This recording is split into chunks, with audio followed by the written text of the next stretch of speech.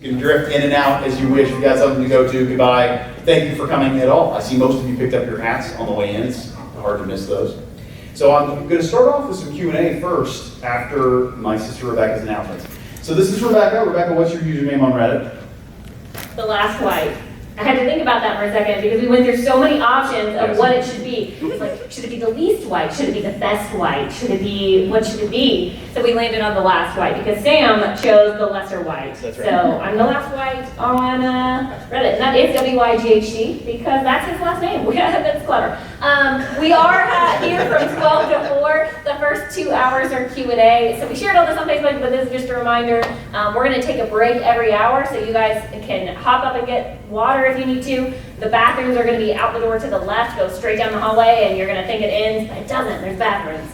And then Will's going to have a little bit of a panel and just chat for about an hour. And then we're going to do an hour of just photo op signings if you have things you want to get signed. We are going to limit that, so just 3 items you can get signed. That's going to be our max, but if you want that, go for it. But I am Will's sister Rebecca. I'm also the business manager of Hidden Gnome as of a year ago. So he now has everyone in his family working for him.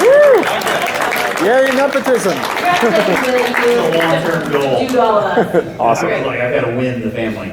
Oh, that's right. Very thorough. Very thorough. Yes. Every time I interact with you, I just think you just really give me a Kuramau's vibe. That's right. That's the number one. If I identify with one character. Just to leave space for other people, if you guys could scooch into the center sections, that would be great if you can, just to keep room. Sorry guys, if you could scoot in, that would be awesome. If you guys need to stay back there, that's no problem. And then yeah, feel free to get up, filter in and out. We aren't expecting you guys to stay for 4 hours, so we're not locking the doors on you, which was our original plan. But yeah, so now we can do some Q&A. All right, here we go. So I'm gonna we're gonna take questions. We're just gonna have you guys raise hands, and that's mostly what I'm gonna be doing. If you guys are seeing any of my live streams, it's gonna be a lot like that, except in person, and I might have to move around because I'm gonna sit in this position forever. So who has the first question? Oh, all the way in the back. Yeah. In regards to the Soulsmith inheritance that Raygon Shen stole, Yes. is it multi-compatible? Can multiple people gain the knowledge from that? All right. So his question was from a later part of the Cradle series, and it was in terms of the Soulsmith inheritance that Raygon Shen stole from the Labyrinth. Is that something that is multi-compatible? Can multiple people reap the benefits of that? And the answer is no. Only one person can reap the benefits of that. If you had some way of stealing memories or abilities from someone else, some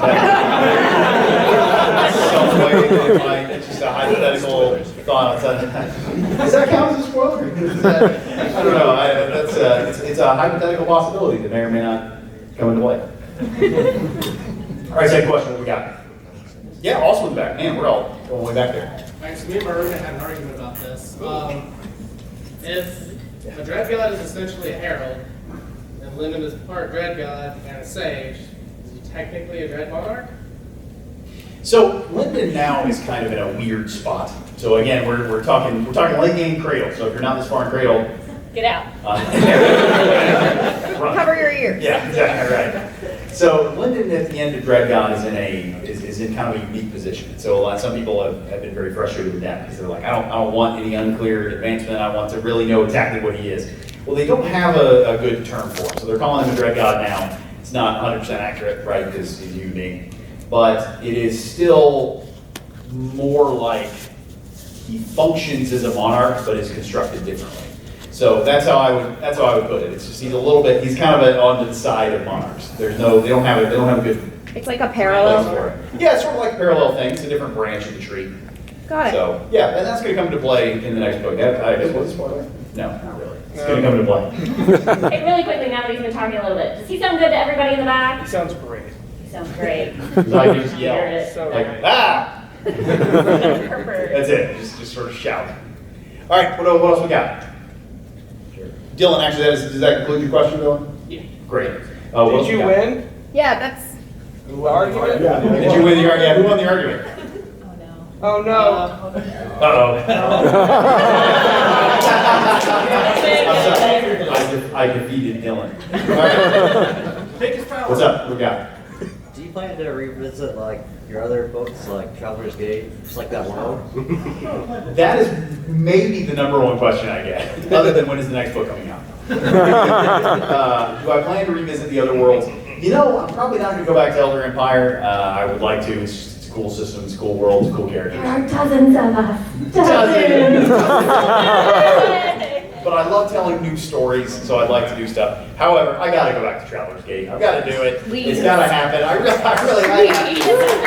So I have to do it. So there's too much I can do Suddenly with a that. romance. You copped out. I need it. And I'm gonna cop out again. Just gonna skip it. It's gonna be like, wow, all that romance was great. Now it's time for the plot to kick in. Oh, hey! Nice, yes. Good, I can tell Howard growing. What's up, everybody? Appease our dead lords. All right, Honestly, the firework Oreos are really crazy. They have like pop rocks in their nuts. She's like, I'm in. all right. Yeah. He's the one who has the tongue. I can eat. So, Exactly. I must kill the whole all right, pack so last time. go ahead while I'm eating this firework Oreo. As your return to Traveler's Gate, would it be an Avengers-style multiverse threat? All right, so I'm gonna be very candid with you guys. No. I've had this discussion. I'm very candid with you guys. No. I've had that discussion a lot. Obviously, the multiverse works for it. It's something we could do. I could really get the pop rocks in these. Yeah, for real. I'm not sure. So it's the kind of thing that I'd like to do. It's one of those things you always like think of. I see these characters that could hypothetically exist in the same multiverse or do exist in the same world. It'd be very cool to do. It's the sort of thing that Brandon Sanderson aims to do with his Cosmere. That would be really fun. But I don't know. Because one of the things that holds me back is I don't want people to have to have read 50 books to then enjoy a series. You know what I mean? So we get there and you're like, yes, now when you read these other 4 series and complete your homework, then you'll enjoy this. Well, it's like, how am I supposed to pick that up? That's also, by the way, one of the things that is holding me back with Traveler's Gate is I'm going, I would love it for this to be another jumping on point for new readers or people who are fans of Cradle to go, you don't have to read my old crappy books, but you can read my new crappy books. And I would love for there to be a new jumping on point for people. And I don't want to lock people out. So that's one of the things that I'm really wrestling with, but I'd like to. It'd be really fun. So, yeah, it's my thought process there. Is that a raised hand, or are you going to karate chop me? That was incorrect. Okay. What was your thought process behind kind of jai along in the last book? Did you feel like the story? That's a genius laugh. I don't like that question. So the question was, I just have to say there were multiple options on characters to kill, and we got the best option. Oh no, that's scary. It should be. this is part of the fight. So, all right, so again, we're talking about last book of Cradle. Jai Long, a long-term character, ended up dying in the book. And my thought process was, there really was a lot of debate and thought that went into this. Because I felt like this was a good time for we're expanding the scope of the conflict. Some of these lower level characters need to die, right? And at least one needs to be one that we know and at least a little bit familiar with. So I'm going down the list, right? And if you do it in your head, you can do this too. But it's like, okay, so what about Lyndon's sister? Well, no, I want to see where she goes next. Okay, what about Lyndon's mom and dad? Yeah, you can kill them, but nobody cared. Okay, goodbye. Killing somebody like Jai Chin is just the most like depressing thing ever. That would be Pride is in worse shape staying alive. So it's just you can go down the list of all these minor characters, and it's like so Cassius dies. Well, boy, that's depressing for Ethan, right? so it's just kind of it was trying to hit the right tone. You're not excused. Speaking How of tone, dare you. I inhaled some Oreo. It was trying to hit the right tone of somebody who could die where you would care enough that these are characters we know that this will have some kind of impact a little bit, but not someone who's going to make it real like a real bummer. So yeah, that was the thought process. I was trying to find like who's the, and I was really debating even after writing the scene where he died. I still was debating maybe I can walk this back and kill somebody else.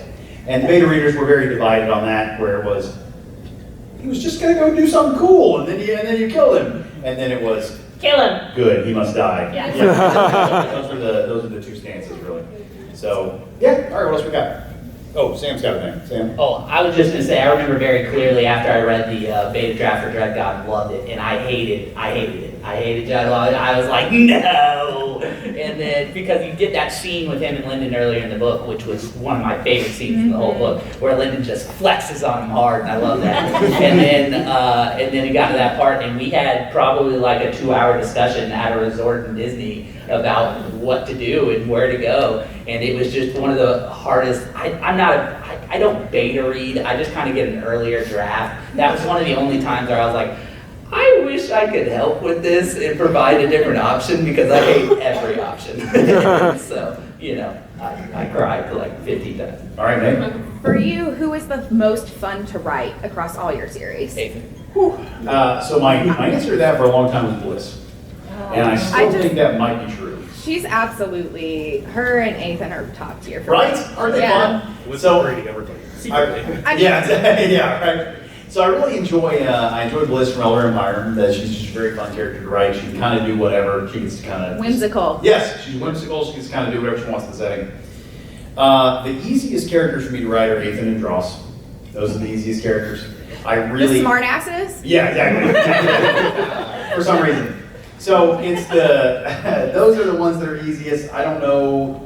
They probably are also the most fun. So I was just gonna say, I remember reading the first draft of Soulsmith, Yeah. and Ethan gets introduced, and I couldn't even see a character, because I was just like, it's Will, here's a Will joke that I hear 8 times every day of my life. Too low of a number. But I loved it was great. And then now, like, especially with Travis Baldry's voice, but as time goes on, like, I see him as this character, and I love him so much. But it was so funny when I first read it, because even my friend, I have a friend who just now, this year, got into Cradle, where she was like, I guess I should do this because I've like met him a couple times. I feel like I should probably read this. And then she went on vacation and she got back and she was like, so I'm through Ghostwater. Yeah, one of us.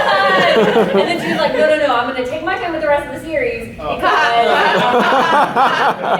I don't want to long gap. Good luck. Yeah, we saw her again last week, and she was like, "Yeah, I'm through Dread God." So that was really great. But she was like, oh my gosh, reading this, all I could hear was your sense of humor, Rebecca. And I was like, yeah, because my sense of humor is totally stolen from Will. Like, I'm not funny. Anyway, yeah, so Ethan is the one that I always think of the easiest for you to write, because I'm like, it's just your jokes all the time. So those are all the really fun characters to write, because they kind of get to do whatever they want. Mm-hmm. So I can kind of play, whatever I want to do is in character for these guys. So I can play with that, I can have fun ideas, and then Dross, one of the things I was, when I was writing the different personalities for Dross, especially the one that ended up sticking the creepy Dross and stuck for a long time, I had to really work to get used to that. And so I really was like going, okay, I gotta remember who this is, and I gotta go back and do a voice pass, and I gotta do all this stuff. And then I got used to it, and so then I had to switch back. And I was going, this is gonna be hard. I'm gonna have to do the same thing. I'm gonna have to go back and listen to Travis's read the old Dross. I'm gonna have to go back and read that. But let me just write a draft of it first. And it was so easy. It was so easy. I slipped right back. I was like, yeah, no, this was a joy to write. It was a lot of fun. So you right there, you had a question. I did. So there's so much overlap between Will and Ethan. What was it like to write the death match between Will and Ethan? So I think that's why people will ask for that death match. They came up with that idea because they were like, it's. Do you think of yourself? This is more like an author self-insert character, right? But obviously, Ethan and I differ in most ways. It is the sense of humor that I most empathize with him on. Basically, every other aspect of his character is very different from me. So I was like, yeah, if I had to fight Ethan, he would just beat the crap out of me. So that was I think people were like, oh, what about Will Wight versus Ethan? I'm like, I don't have any control over this universe. I'm just writing about it. So he's just gonna be like, goodbye. All right, got another question back there. Okay, so in the prologue of Dread God, Yes. the Council of Judges were discussing the fact that they have enough power to influence a bucket to take control over the way. Yeah. And now you've discussed how Linen has the powers to possibly ascend in certain ways. Now what I'm wondering is, because he's gained the power of the Dreadlord, or Dread God, and he's now changed his way, is that what we can, as readers, can expect for the other 3 main people of this party to bond with another Dread God? There was a lot of parts to that question. So I'm going to respond to that generally. I don't know if I'm going to answer your exact question. I'm going to ask for clarification in a second. But, so he's asking about, in the prologue of Dread God, the Algon say that they could take a bucket and they could give it enough power. And then he was asking about, now that Lyndon's a Dread God, does that change the path he's taking, basically? And what I would say is that Lyndon really is a bucket. Lyndon himself, if there was one object that exemplified him, it's a bucket. And that was really what this whole thing is, just a big bucket analogy. So it actually comes down to the bucket icon that Lyndon's going to manifest next. And so if you think about it, like, what is Hunger Madra if not dragging something and dumping it into a bucket? What is a pure core if not a giant bucket? So these are really all things. I'm just going to use bucket analogies from now on, and that's going to be it. So that's all we're going to do. These are very poor jokes. I know. You just have to keep going. That's you keep riding the joke until it works. So you keep stuffing the bucket until it overflows. I see you got my pun. So let's see. So no, now that he's a Dread God, that doesn't necessarily change whether he's going to be able to do that or not, but it might change the way in which I'm really trying not to spoil anything. It might change, there might be some consequences to it in that regard. That's it. Okay. What else we got? Yes, right here. How much, like on the scale of like super strict outlines and like drafts, and you have a plan, and then you're just writing out, maybe the exact dialogue and sequences, to like Stephen King discovery writing, where you're just writing and see what happens. Like, oh, that's a great question. Okay, so he's asking on the scale of hyper outline to hyper discovery writing, improvising, figuring it out. A lot of times these are called the architect and gardener models, which you've read Elder Empire. But it's, do you plan everything or do you improvise everything? And I don't know how many people saw the live stream I did recently talking about the writing process, but I find those constructions useful for. But a lot of people feel like they identify fully with one strategy or the other, and I don't think that's true. I don't think anybody really does just one or just the other. I think there's always an element of both, and there kind of has to be, because there's always so you hear a lot about John Grisham doing a series of really detailed outlines until he's outlined the entire book. Well, then all that is that your gardening is happening while you're outlining. Right? It's just not happening when you're actually doing the draft of the book. So it's just when this is happening in the process. So for me, I usually have I'm changing this every book. I'm always iterating on it, but I usually have an outline of, I have things I need to include in the book that I've set up in previous books, right?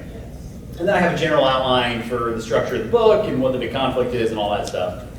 And then I have some specific things I need to hit, so I have like landmarks on the way, like I know where I'm going and I know where I need to hit on the way and kind of when. And then I sort of take the journey as it goes. But the thing is, I re-plan and re-outline and rethink all the time. Through the whole process, I'm constantly re-outlining, I'm constantly going, this doesn't really work anymore, what if we tried this, what if we did this? So I'm always outlining, I'm always planning, I'm always looking at stuff, but I change the plan constantly. So it always ends up looking kind of roughly like the first plan and outline I had, but the details change significantly over the course of the process. So one of the things that you got a lot better at over the years and that you're so much better at now is he'll be in the middle of writing and everything he's writing is the worst thing he's ever written and he hates it and it's garbage and it's going to get thrown away and everyone's going to hate it in him. So normally he'll get stuck partway through, and when he's given enough time, he'll just start rewriting things and changing it because it doesn't work. Well, it probably does work, it's just he can't see it. So my favorite example is Nightingale Valley. He had written like 5 versions of that because this was earlier in the writing process before we had someone, really our dad performs that role as kind of an editor of tagging along to see where he is in writing. So he had rewritten that like 5 times and was like, this just doesn't work. And then no one had any problem with it. Like we got it to the beta readers and it was like, this is working fine. So specifically the issue I had in Nightingale Valley and Underlord, they teleport in. And I didn't like that. I was like, let's have this be a real place in the world in between the Station Kingdom and the Lifetime Empire, so that this can be a real territory. We can show how the Akura clan, Akura, because that's how Travis says it, so that's correct. So the Akura clan, we show how they hold territory and how the interaction of these borders work and that kind of thing, and that'd be cool. But I just had them teleport because I didn't want to set all that stuff up, and I was just like, oh, this is so bad. So I was trying to figure out a way for it to work without writing whole scenes of them traveling for months, and I was doing all this stuff. And then I gave it to readers, and nobody had a problem with it. They were all like, yeah, the characters can teleport, so why wouldn't they just teleport? And I was like, you're not wrong. So that happened a lot, and that kind of thing still happens. But what I try to do now, we try to cut out the phase of me spinning my wheels in the middle, where I used to write 30 and 40 and 50,000 extra words per book that were just me going off in the wrong direction and then going, nah, I'm gonna go back. And now what I try to do is just write it through to the end and not write anything that's else, any other possibilities, I just write all the way to the end, and then I have people respond, and that's when I do my rewriting. And so it ends up that I just waste a lot fewer words. And that's why cruises are great. That's why cruises are great. All right. There's a start date. Oh yeah. Hi there. So in DragonCon, like the power levels of the character within that book seem comfortable. Yes. As an escalation of power from the previous book, Mhm. it seemed like pretty extreme. And Yes. I know, like, yes, some Wraith arm, Yaren has her thing. Was there discussion about like this seems like they're speeding up a little too quick, just knowing how long it takes others to reach these stages, or Yeah. they're just special? There certainly is discussion about this. This seems like they're speeding up too quickly. One of the things that I think gets lost in Cradle with everybody trying, powering up and fighting all the time, is first of all, most people aren't doing that, and then second of all, a lot of the people who advance really quickly just descend, they just leave. So the people who stay are the ones who advanced all the way and then didn't leave, right? So so we're comparing ourselves to people who decided to stay behind and stick around. So that's kind of I'm like, there have been other prodigies in Cradle's history that have just advanced really fast and left, right? So that's one of them, but it really, to me, I thought it was the time for a big jump. So I know that there are certain, from one pacing perspective, you're thinking, okay, let's compare it to the real world and the realistic and how other characters do this, and let's try and go, how can we pace Lyndon's journey so that it looks more like what other people's journey looks like? And then there's another thing that goes, he's spent a long time here already, and so then I was kind of going, it's kind of time for him to be on top, and there's a mechanism to do that. So it was really one of those things where I was going, I think this is a reasonable time in the universe and in the meta-narrative perspective. I think in both cases I was going, this is a decent time for him to get a pretty substantial jump. Now, one of the things we're going to look at, okay, I'm going to read a section from Waybound later. Okay, I'm going to read a section from Waybound. What? Yeah, I know, I'm just going to tell you that now. So, yeah, so I'm going to read a section from Waybound later on, and it's from, I think, the second chapter, maybe the third chapter. I'm going to rearrange all this. But, so it's not too many spoilers. If you're completely spoiler averse, right, like I am going to be reading a page or two out of the book. But I wish Travis was here to read it, and I'm so sorry, but he couldn't make it this year. How dare But I know, you're going to get the knock. This is, Mom says we have Travis at home. Travis's mom. So in that section, we're going to get a little bit more of a sense of he really did jump, and he really is ahead of the others, which we've got that sense of dread out, right? But like Yaren helps him fight at the end and this stuff, and you kind of get the sense that everybody jumped a little bit. No, they didn't. It was just Lyndon. So that is one of the big things that they're going to be dealing with in this book, is while they really tried their best to power up the Dread God, and they did get stronger, nobody jumped as significantly as he did. So that's going to be one of the things that we explore, and the consequences of that. So there are going to be some drawbacks for Lyndon because of that. Ooh, you haven't shown me any of it. Ooh. I know. Sam has seen none of this. This is going to be as fresh for him as it is for you guys. All right, yeah, what's up, man? Can Dread Gods ascend? Dread Gods cannot ascend. So that's actually one of the big things that they're going to have to figure out and deal with. Is obviously Lyndon is like a special case in a lot of ways, but the actual Dread Gods, even when they're powered up, even when they're fully self-aware, they cannot ascend. So they can't do it. We're going to get into a little bit of the metaphysics of that. Probably not a lot, because otherwise I'd be sitting there in a circle discussing. Yeah. But That sounds terrible. I know. It's so funny because there are some people who are like, yes, I sure would hate it if you had everybody just talking about how the sacred arts work forever. And then there are other people that are like, I'm so bored, man, go punch a monster. And so I gotta ride that balance. But yes, so there are reasons for that, and there are reasons why the dread gods cannot send, they can't leave, they're stuck, right? They're too big to leave, pretty much. That's the idea. So, and that may or may not affect London as well. Oh, no, wait, there's somebody over here. Yes? Oh, shit, now I forgot. Oh, yeah, I'm sorry. I jumped. So, You can make up a question. earlier you were talking about possibly walking back the Jailong Museum. Yeah. What are some plot points, like major plot points like that, that you have walked back that you just ended up not doing? Maybe, oh, okay. So he said, I talked about considering walking back the Jailong death scene. So what are some actual plot points that I did walk back? Who else died in another way? All right, so Yeah. So there's a couple. I usually don't write these scenes out, right? I usually outline them and talk about them, and then and then feel them out. So Orthos, I was going to kill for a while. I was so sure he was dying when he left. My mom was like crying because Orthos left, and I was like, "You died?" I'm like, "We're happy tears over here. This is great." Oh, here comes Sam. He has bamboozled me many times because he'll be writing and he has outline on the left, which includes ideas that he may or may not write. So there is one time previously that I glanced over his laptop and saw Zeal Death. I was like, okay, we gotta have a serious real talk, because I didn't realize I was looking at the idea, and so what it is Zeal Death, Zeal, does this. Yeah, it's there's all just possibilities options. of he could die, he could power up this way, he could do this, he could do this. And so I just written them all out and was going pros and cons, right? Mm-hmm. And so he had seen, but all he had seen was Zeal dies, right?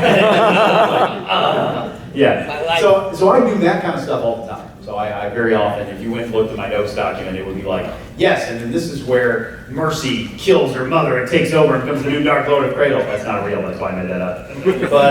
But it's, you look at these things, or is it? No. But it's one of those where I put all these possibilities out and then I consider, let me see, what else? There's another one I thought of. It was a... Lil Blue Death. No, not that one. Dang, I had another thought, but I lost it now in all the discussion. There was another thing that I was really going to consider. Oh, well, there's the big one. So the Osriel thing, I had planned from the beginning, right? I had set that up. This was one of the candy bar scenes I left. There are other authors who call these candy bar scenes. Those scenes that you leave for yourself, like a candy bar reward that like, oh, I'm looking forward to writing that, right? The A Destroyer Has Come, B Destroyer Has Come thing is one of those that I've been saving for a long time. Like, I really wanted that. So I've been waiting on this stuff for a long time, but even up to the direct before I did it, I was looking back through going, I could not do this. I could pull the trigger on a different theory, right? Like I could just go, I could make it look like I had planned something else the whole time. And I was really anxious about it. Up through having written the alpha and beta draft, I was like, I can still walk this back. This can still be, I can remove this part, I can show up, I can do something else. And my beta readers, with one exception, were all like, no, I would do that, this is awesome. And I was like, yeah, I just think it's gonna be real controversial. And it wasn't nearly as controversial as I expected. So that was good, I was excited. We had, yes, you in the back. Yeah. First of all, I love the little shout out to Traveler's Gate in Pittsburgh. Thanks. That actually kind of, bringing that into the way, it kind of brought up the question of how would a traveler ascend? Oh, how would a traveler from Traveler's Gate ascend? Okay. Well, actually, they asked me a good question earlier is, how did, On asked me, I think, how did the Wanderer end up out of this world, right? How did he end up putting Valen all together? How did he end up in these other worlds? So what happened in Traveler's Gate was Valen obviously is messing with the Damascus royal family, and they ended up kind of kicking him out of reality. They used one of their Ragnar's artifacts, they exiled him from the world, and they kicked him out. And he ended up drifting through the void and into other worlds in the sector, where Sector Control Abaddon smacked him back, right? Like you're not supposed to be here, get out, right? So they tossed him back, and then but he's still drifting in the void. He's just now closer to his world. So he starts being this extraordinary individual. He starts pulling together fragments from the void, fragments of other worlds. And the first one he latches onto is this house filled with the night that is drifting there. And he grabs that, and then he starts pulling other fragments into it, and those become the rooms of Valenhall. So it would be similar to that, right? Like they're in these territories because they're only loosely attached to the iteration. there are ways to get out. And so there are ways to get out, and there are ways to contact other worlds, there are ways to tap into the void in a way. And so you could... He is sitting there for 30 minutes, and he's just every 4 minutes, he's sending our group chat and our family another blooper. And we're like, oh my God, definitely yes. And we're just like, or we're like, that's too creepy, or that's a lot of it. My mom is a good judge. A little too dark sometimes. One of the things that I learned a long time ago is that when you're workshopping things, especially jokes, you don't want too many cooks in the kitchen. Because if I send it out to 10 people, well, now there's going to be people who love this one and then hate this one and then want a different one, and then so you're never going to get a consensus. Whereas if you send it out to 3 or 4 people, that's about the right number to get. Some people are going to like it, some people are not. You can actually have a real discussion with that. So yeah, just send it out to them. It takes about an hour. That's it. I don't think you've asked a question. I'm trying to go for new. Yes, you. Yeah, you're right there. 2 quick ones. What made you decide to? Oh, you did ask a question. That's right.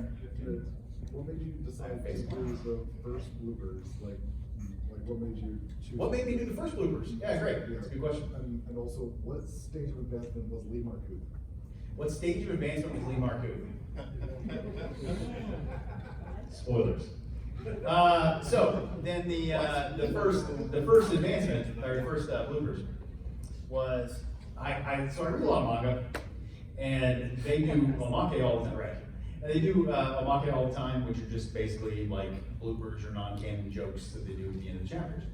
And so I was reading those, and then you see them in movies sometimes. Toy Story 2, that's a great one. And then the Marvel movies have these post-credit scenes, and I'm going, I love these. These are always like my favorite things. They're just fun, right? They're just there because they're fun. And I thought, why don't books ever do those? And then I thought, hey, wait a second, I write books. So I was just like, I'm just gonna do them. And so initially I didn't call them bloopers. That's what we were calling them, like verbally the whole time. But like they're called bloopers because of the sound the director makes. So the director doesn't make the sound, but the bloop sound. And so it didn't really fit. It's a film thing, so I was like, okay, well, I'm not gonna call them bloopers. It's gotta be something else. They gotta be. Omake was the most obvious term, but like most people aren't gonna get that. So I was like, okay, we gotta call them something. And so the first book we built, we didn't have a title, or we called them just random things. I don't know what we called them. And then afterwards, we were like, these are bloopers. They're bloopers. People know what those are. That's what they are. So that's what we started calling them. But yeah, there have been a few authors that have contacted me now and gone, hey, are you gonna be okay if I put bloopers in my book? And I'm gonna be like, I'm gonna be offended if you don't. I didn't invent this idea. This is not proprietary. Everybody should do it. I think they're great. All right, questions. What we got? April. On the behalf of Conrad, Yeah. does Suriel have any descendants? Does Suriel have any descendants? Okay, I have an actual answer to this, and I'm hesitant to say this out loud because it's gonna lock me into it. But yes, I think she does. So if I recall correctly, she has a lot of descendants left on her home world, and they were like a whole people basically now. So yeah. If I remember correctly, I think that is true. Yeah, Jeremiah. True or false? The scene at the blooper at the False. end of thanks. So the blooper at the end of Head God, where Ethan is playing with recording construct. Mm-hmm. Yeah. My headcanon is that's actually just a deleted scene. Oh yeah, no, it's Couldn't fit it in. that was just one of those things. That's one of the things I like about like characters like Ethan and Dross and Bliss. Is they can do bloopers and it not be out of character, like in the actual scene, like you could just be popping, like sliding up behind the couch. And that's so yeah, no, that blooper is I could easily have had that in an actual scene and it would not have been out of place at all. I wrote it for the bloopers, but. All right, we're gonna do one more question and then take a break. Oh, it's break time. All right, Sakura, question. I was wondering, when we see Ethan advance before we know he's otherworldly, and he goes from like Underlord to Overlord into our sword. Is he just lifting his veil a little bit more, or is he genuinely advancing again? That's a great question. Yeah, she's asking, when we see Ethan advance, is he really advancing, or is him just lifting a series of veils? So I actually had my initial version of this character, which was designed for a different series, is that every time he advanced, he was going to remove a veil, right? Like so, And so that was gonna be, he was just gonna slip off and come back and then be like, well, how the heck are you stronger now? And he's gonna be like, I'm just that great. The way I ended up going was, this really is, his former identity is so sealed away that he really is starting over. He just knows how to do it. So that's so in my version of it now is, he was advancing, he was really doing this, he really did have to start over. And then this seal is an all or nothing thing. And that's the reason why I made it one like MacGuffin artifact that did this, just to illustrate and provide a visual for the fact that this is one thing, right? And then once it's done, it's done. So it's not like he can put his veil back on and be like, yeah, now let's keep going, guys. But he really did seal it away. He really was planning on just advancing legit. So yeah, there we go.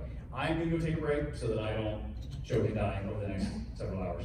So you're gonna take a break, and then when we come back, I'm gonna give a quick update on the Kickstarter where it is at. So for those of you who have not back to Kickstarter, you can take a longer break. Yeah, very time. But go and Turn this on for us. no, you just lay it down on the table. Also, if the rest of you need a break, again, for those of you who missed this at the beginning, there's water in the back, grab what you want. Bathrooms, out these doors to the left, go all the way down the hallway, and there are some bathrooms there. And we will be back in 10 minutes. Progress, so yay! And even getting to that point has been a monumental process. This being our first time, we've spent a lot of extra time on stuff that we normally wouldn't to try to iron out the whole process even better and try to get all the details sewn in. So we had actually released, as probably a lot of you know, the cover colors, and then we ended up, based off feedback and the fact that Black Flame was bright yellow like mustard, we went back and changed a lot of the covers and all that stuff. So it's been a long process, but it was cool. Being able to sign that contract and send it off, that was a big step for us. We were hyped. So obviously, Robin Sullivan and Michael Sullivan's team has been helping us walk through this since they've done a lot of Kickstarters. And obviously they move a little bit quicker, but even beyond that, I know we've shared this in several updates, but just globally, there really has been a delay on printers around the world because of a global paper supply shortage. So all the printers are taking longer than normal. So this printer was the quickest and the cheapest, and they've been fantastic to work with. So we placed our order with them, but we are already working on the next 3. So they are much further along. So we really think the process for the future Kickstarters will be much shorter. I think we're going to be ready to go like as soon as the Kickstarter finishes. I think we'll probably be very close to being ready to get proofs in place in order. So that's really exciting, but we don't want to do another Kickstarter and launch it until you guys get your books. So don't think it's right to ask people to spend money on more until you know what you're getting. And we want to make sure we know the whole process from beginning to end before we jump back into a second one. But it is still our goal to get through all of these, and honestly, with the success of it and how excited people were about it, we're probably going to be doing all of his books. So that is the current thought process, is to keep them coming. I love them. We tried 3 different paper thicknesses. They're so cool. They're so, just to hold them, it's like, and then we line them up and put them on a shelf, and it was like, Feel like we're really That's how you know you're a real nerd. That's how you know you're a real nerd. But it's like, how does it smell though? It smells pretty good. How does it feel when I turn the page? Yeah, question? Is there any difference between the hardcovers and the special editions besides the jacket, the cover itself? Yeah, so the only difference is the book has the leather bound, so the hardbacks are just a plain black binding with there's still going to be foil stamp on the spine saying what it is, but it's not going to have the foil stamp on the cover, so it will just be like a traditional hardcover. So the special editions are the only ones with the foil stamp, and they're the only faux leather ones. Gotcha. But the interiors are all the same between the hardcover and the special edition, and then the paperbacks are just a different paper because they're paperbacks, but otherwise the interiors are all the same. So they all will have the new artwork. So the panoramas on each chapter, title page look awesome. They look and then so good. Yeah, they really do look great. So, but yeah, 2 rounds of proofs, which was not something we'll go through probably for future books. But that's where the Kickstarter's at right now. The badges are done. So our bad guy is here.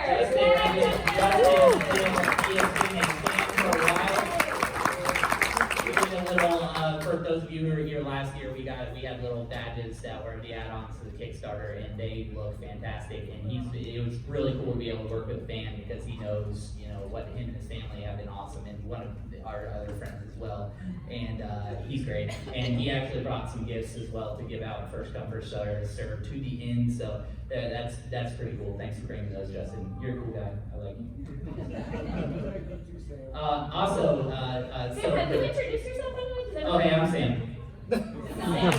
Hi, Sam. I'm Will's younger brother. I am the lesser Wight on Reddit, and I was lucky enough to get furloughed from Disney, and Will hired me. So be kind to your brother's gonna be working for him. So the other thing I was going to say Kickstarter related is we got all of this. So the way that Will is signing all of the book, he's not taking every individual book and signing them. We got the first 2 pages of each book, and then he'll sign those and send it back. They'll sew them in. And we got all 28 boxes of those the other day. So 23,000 pages for him to sign? It's a lot, and he is going to die, and it's going to be fun. Are you going to have a signing live stream? I want us to do, maybe not a live stream, but I want us to, like, in our home to just do Lord of the Rings Extended Edition and just power through. She's been pushing that narrative for a long time. I haven't done it in a year, so That's too long. It's great. The other piece is these are sewn in, so books most often come glued to the spine, so the pages are glued in until they're solid against it. But what happens when you open it is it wears down the spine over time. So when they're sewn in, you're going to open the book and you're going to see a little bit of gap between the pages and the spine, and that's to protect the spine. So you don't have to be like me and be like, oh my gosh, it's coming apart, and then be like, oh right, that's what it's supposed to be doing. Yeah, they look really good. But it looks really good, so we love them. We think you guys are going to like them too. So hopefully based off of being able to place the order, get in line at the printer, get them printed and shipped, and then have the Sullivans have their warehouse set up to receive them. But we really are thinking by the end of the year, we should have them. But it's still going to be a little while to get printed, shipped from China, and then shipped to you all. So that is where we're at. Was there one other question? Yeah. For those of us that did not Kickstarter, are you doing a regular release of books? We are not, but the good news is when we do future Kickstarters, you will be able to go back and buy past editions. So we're going to do print runs of all the past books. Yeah, this won't be. This isn't like a one opportunity thing. Yeah. In that same vein, is there a goal to have a full box set at the end? So we're not sure what we're going to do when we get done printing all 12, whether we're going to do a slipcase or a box, but we will probably do one of those two that you can do once you've bought, if you bought all of them. So the Sullivans who we're working with, they do that almost every time. So they've been talking us up on that for a while, which seems like the obvious thing to do. We just haven't, we haven't decided what it was going to be yet, but probably, yeah. There are much more people in here. I can tell that Jim Butcher let out. Okay. So I think Will was like, are we going to delay this so I can go to Jim Butcher? Or yeah, I'm just going to be late to my panel. So you had a question before, right? I missed you. Yeah. Yeah. All right, go ahead. Sorry, I overlooked you earlier. Did you have a question about the Kickstarter, first of all? I did. Are you going to do one for Elder Empires and Goblin Escape eventually? Eventually, yeah. I mean, y'all see how much you guys shelled out for us for that the last time? Shout out to all y'all. $1,000 like 10 minutes. Yeah, that'd be crazy to not do that. We hate money. We actually recently added another person to Hidden Gnome. So our whole family works for Hidden Gnome. We have our art director from Canada. Patrick.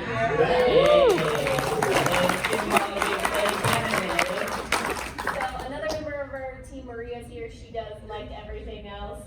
We have a bookkeeper, and we just hired another full-time person, basically because of how much the Kickstarters, how overwhelming that was and how great it was. And we want to be able to have bandwidth on our team to do other projects like that. Yeah, I don't know what his official title is going to be, but it's largely for like project management and help with social media and that kind of thing. So, yeah. Okay, so for those of you who knew, really quickly, we're going to have another hour of Q&A, and then at 2 or somewhere around there, we're going to have a panel kind of with Will just kind of talking, and then after that is going to be photo op or for you sign, but if you brought your own, those can count as the But we are items. going to have a little thing for you to sign. So for you to get signed, you don't need to sign. Like your signature, good signature. We'll show you what that is later. Will collect signatures. That's right, I'm just gonna collect everybody's signatures, and I'm gonna steal your identities. Oh, yeah. All right, so what I was gonna ask was, the reason I asked about this a minute ago, is, was there anybody in here before who had their hand raised and I didn't get to? So if that's true, if that describes you, raise your hand right now. Okay, great, so we got 3. Yes, okay, so you first, because you got the Kickstarter question, we're just gonna double up. Okay, so getting to the metaphysical mechanics on spirit But if Hunger Maga is basically the strain of all the monarchs refusing to ascend, Yeah. and the effect on reality, and that having a way keeping, potentially keeping Linden from being able to ascend, if they manage to somehow clear the board of all the monarchs, would that let him dump his bucket of Hunger Maga and poof up? Well, number 1, you get bonus points for having worked the bucket analogy. Well done. So then, what he's asking is, if you know, what we know about Hunger Maga, if we cleared the monarchs out, could that potentially reduce the hunger Maga to the point that Linden, as a dread god, could then ascend? Potentially, yeah, something like that would work. That's the kind of thing they're going to be trying to do in the last book. Is they're trying to go, okay, so now how do we clear the board and start over in such a way where this doesn't happen again, as much as we can prevent it, and then how do we get out of here, right? So that's kind of the conflict of book 12. So there you go. All right, so who are the other 2 people? There are 2 other people who had yes, you're right here in front. Yeah, I was curious how you structure your notes. You mentioned you have a document. Oh, I structure my notes, okay. How you structure your notes. Yeah. Do you use like wiki pads, or do you just have a bullet list of tasty one-liners? I actually sometimes do have a bullet list of tasty one-liners. I do that sometimes. Like on my phone, I think, oh, that's a good line. So I do that sometimes. But for the most part, so I work on a MacBook, and I used to use Scrivener. And then before that, I used OpenOffice. That was what I wrote House of Blades in. I used OpenOffice, which was like the open source knockoff of Word. And I got to the point where I was like, everybody has Word. So if I want to send this document to anybody at any point in the process, I don't have to like format it or export it. I can just send it to you, and you can get it the same way I do.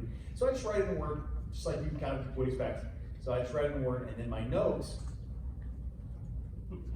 So we gotta get him organized in OneNote, that's all I'm saying. This is the corporate, I was at corporate Disney for 6 years, and before I did Note, and I'm like, OneNote is just the most beautiful organizational notes tool, and I love it, and you need it. I have a notepad documents, and I just have like 50 of them open at once. So I wish I'd brought my computer, except you would be like taking screenshots of it and stuff. But like, for real, I have, you look at it, and there's like all these tabs in notes that's like, Dreadgun background notes, Waybound notes 1, Waybound character information, Waybound notes 2, Waybound outline, Waybound better outline, Waybound final outline. And then it's just, and they're all just notes into which I just dump all my thoughts, and then when I have to find something specific, I have to scan through hundreds of pages of notes. It is a terrible system. But I keep everything, so all my notes for all my books I still have. So it's in that regard it works. In the regard of being able to look through and find stuff. 0 out of 10. It is not 0 out of 10. Doesn't work. What was it? Yes, right in the back. So you mentioned that Jim Butcher is one of the places you go to figure out how to write good fight scenes. Do you have an equivalent for writing humor so that it lands in written word? Ooh, okay. So that's a great question. So he asked. Can you repeat the question? Yeah, I'm going to. He asked, and you mentioned that Jim Butcher is one of the authors you go to for fight scenes. Who do you recommend to go to for humor, for jokes, for humor that lands in text?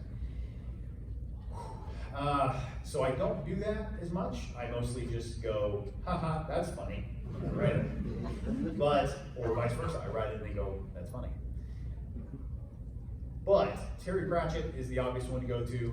He's just relentlessly witty. Every single thing he writes, it doesn't really matter. If you're looking for humor, it doesn't matter which one of his you pick up, they're great. Neil Gaiman has a great understated sense of humor that I think people underestimate.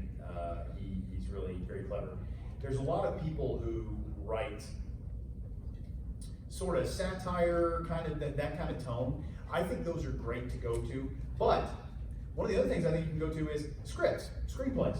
So people talk about Marvel movies being super quippy or whatever. Well, if you really want to learn how to write quips, go read their quips. Go look at what they do. Go see when they do work for you, when they don't work for you. One of the things that I didn't realize until recently is Empire Strikes Back is hilarious. So Yes. I did not realize that until like just a little while ago. I mean, I loved Empire, I always did, but I rewatched it not long ago, and I was like, there's like a joke a minute here. Like these guys they really are cramming out the jokes. R2's hilarious, C3PO's hilarious, Chewie's hilarious, Han Solo's hilarious. Everybody's hilarious, right? Yoda's hilarious, and I forgot that. And so if you go through these movies and you go, they have to do this in dialogue, and a lot of it's character humor, which is what I prefer as well. The humor comes from the characters being themselves. That is, I think, the best kind of humor to not break you out of your immersion. So a lot of times people do, if you look at something like you guys, a bridge series, like Dragon Ball Z Bridge, okay, it's kind of, all right, yeah. So you look at a lot of that, they do a great job of mixing up their different kinds of humor. But to me, the reference humor is the least effective. So when the humor is based on you understanding the reference it comes from, to me, that's the weakest. Because if you don't get the reference, it misses.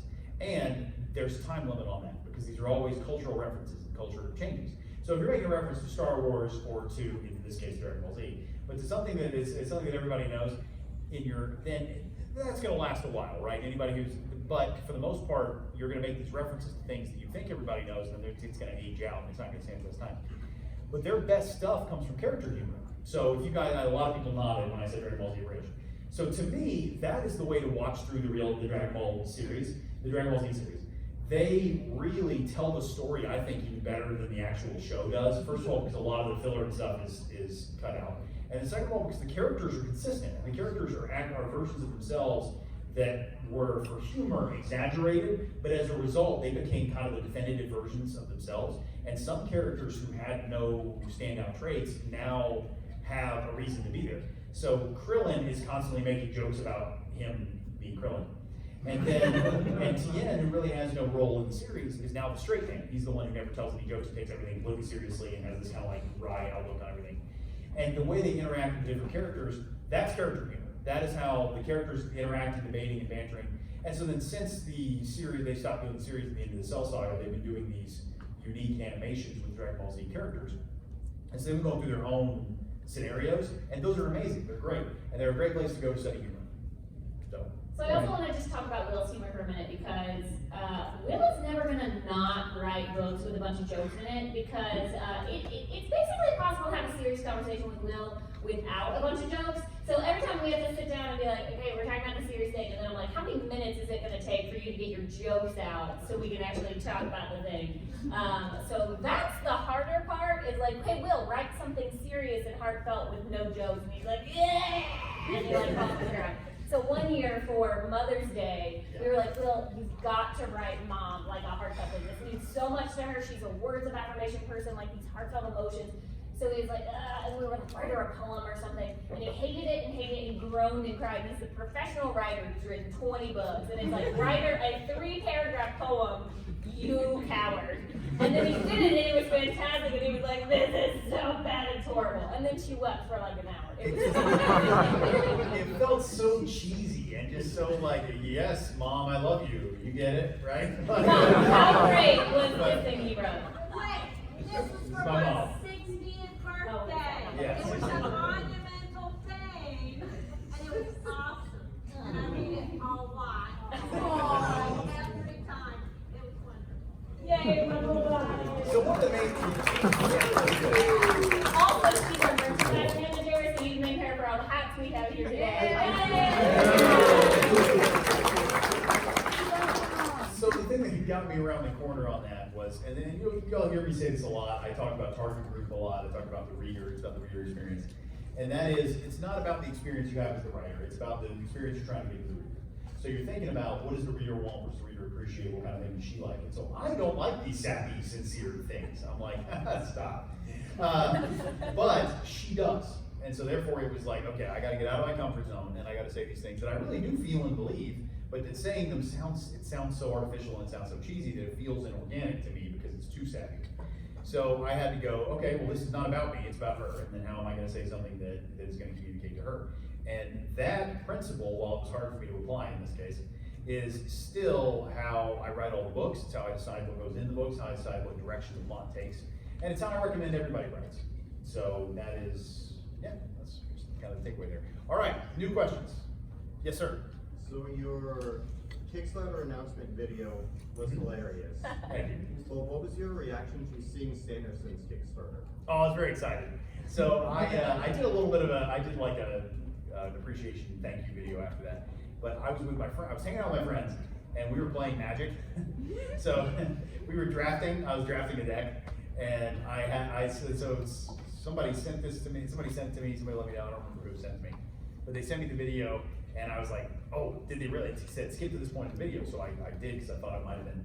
And then Sanderson like called me out by name in his video and was like, so yeah, so we're going through. They were going through backing all the literary products on Kickstarter, and he went through this is Will Wight, and he did this, and he did a really funny parody video where he kind of made fun of me a little bit. And I think it's got to be hard for him to have followed up mine, and he said he took it like a really good sport, and I was like, he complimented me. I have been acknowledged. Yeah, exactly right. Like yeah. There have only been 2 points of pure joy in Will's life that I've witnessed. It was that, and then when James Sullivan shouted it out. Not James Sullivan. Or Michael J. Sullivan. Sorry, I work with James' son all the time. I get that confused. Those 2 points where they both shouted him out. Will was like over the moon and actually showing emotion. It was great. It was cool because these are people like whose books I like, right? Like so they're so to me it's like I'm just a guy and they're real authors, right? So that's how I'm like so it feels like I'm like oh this is cool. Like now I feel legit. So yeah, that was really just a great experience, and you know it was cool. I appreciated that he took it well because I was like I didn't think I was making fun of him. Very good humor. I thought it was a great Kickstarter video. Obviously I backed this Kickstarter. So I was, but it was still nice to go to see that he saw it and got it, right? Like he not just watched the video, he also was like, he understood that I wasn't really upset, like, you know, no bad blood, right? Also again, I know we told this story, but it took us several hours and lots of preparation to do our serious Kickstarter announcement video. Yeah. And then he saw Sanderson and was like, I think I can parody that. And I was like, we don't have another 4 hours to plan this out and do it. And he was like, I'm gonna do it in one shot. And then Sam starts recording and he does it in one take, guys. And I was like, what is this? Why did we just spend 4 hours on this serious one? Forget that. We're never doing that again. The boring minute-long thing where I'm just saying, this is what the Kickstarter is. That took us forever. It took me 3 hours. We had to keep doing I was like, I'm gonna give up. I'm never going on camera again. This sucks. This is terrible. And then I saw Sanderson's video and I was going, ooh, we can make a joke about that. And then I was like, nah, it'd be too much effort. I don't want it to look like I'm making fun of him because And then Sam was like, the next morning, Sam was like, all right, so what would it look, let's go at it again. While I wasn't around, they were like, quick, she's gone. Let's go, what would it look like if you were to do that? And I said, well, look, I thought about it a little bit, and I could just do a pie chart that adds up to more than 100%. We could just put random stuff on there. And I could just, and then I could just put a suit jacket on over my regular clothes and go and then just spitball the kind of stuff he did, right? And he was like, why don't we try making that board and we'll talk about it while we're doing it, and then we'll see kind of if it feels right. I was like, okay, but I mean, I just feel like it'd take too much preparation, it's not gonna work, it's not gonna. And so then, but as we were like thinking of all the things we could put on the pie chart, I started being like, okay, all right, I can see this. I started getting a vision for it. And so then Sam was like, all right, let's sit down, you've got the board, and let's just do a take and see what comes out. So Sam, I help running social media, and I try to get him to do little 10-second serious videos semi-regularly, and that takes hours. And then he sits down and is parodying this Brandon Sanderson video and does it in a minute and a half, just knocks it out of the park. And even, for those of you who've seen the video, the poster board he has in the background falls over at one point. He doesn't even shrug, it just keeps going. It made me so irrationally frustrated in the best way. It was a great video. So it was funny because he's filming and the thing falls. I almost cried. And he was like really trying to like laugh silently because he's holding the phone and he's trying not start laughing because that's going to ruin the take. But it's because as soon as the poster board falls, and I'm just rolling with it, right? So it was that was a fun one. That was one of my favorite hidden over. And so then because it was fun and then because it came out well, I was really glad that people responded to it well. And then of course that Sanderson did. So that was a long story response to that question. But anyway, all right, who we got? Looking over. Yeah, we were at the end. Yes, what's up, sir? So I noticed the way in DragonCon, like something you phrase with the Latin. I'm like, it's like, okay, I can use the Latin to go all this stuff. I don't remember exactly how you phrased it, but it was basically like he was moving by, like not really moving. Yeah. Or they're like, they're all the same, and that's why he goes. Yeah. Is that related at all to how Bliss does her shenanigans? Oh, interesting. So what he's asking is, so when you use the labyrinth transportation to move from one branch to another, is that related to how Bliss in Elder Empire uses her teleports? Related, yes. The same mechanic, no. So the mechanic there is, in that case, they are, it's kind of a trick of the labyrinth that it counts as the same location, right?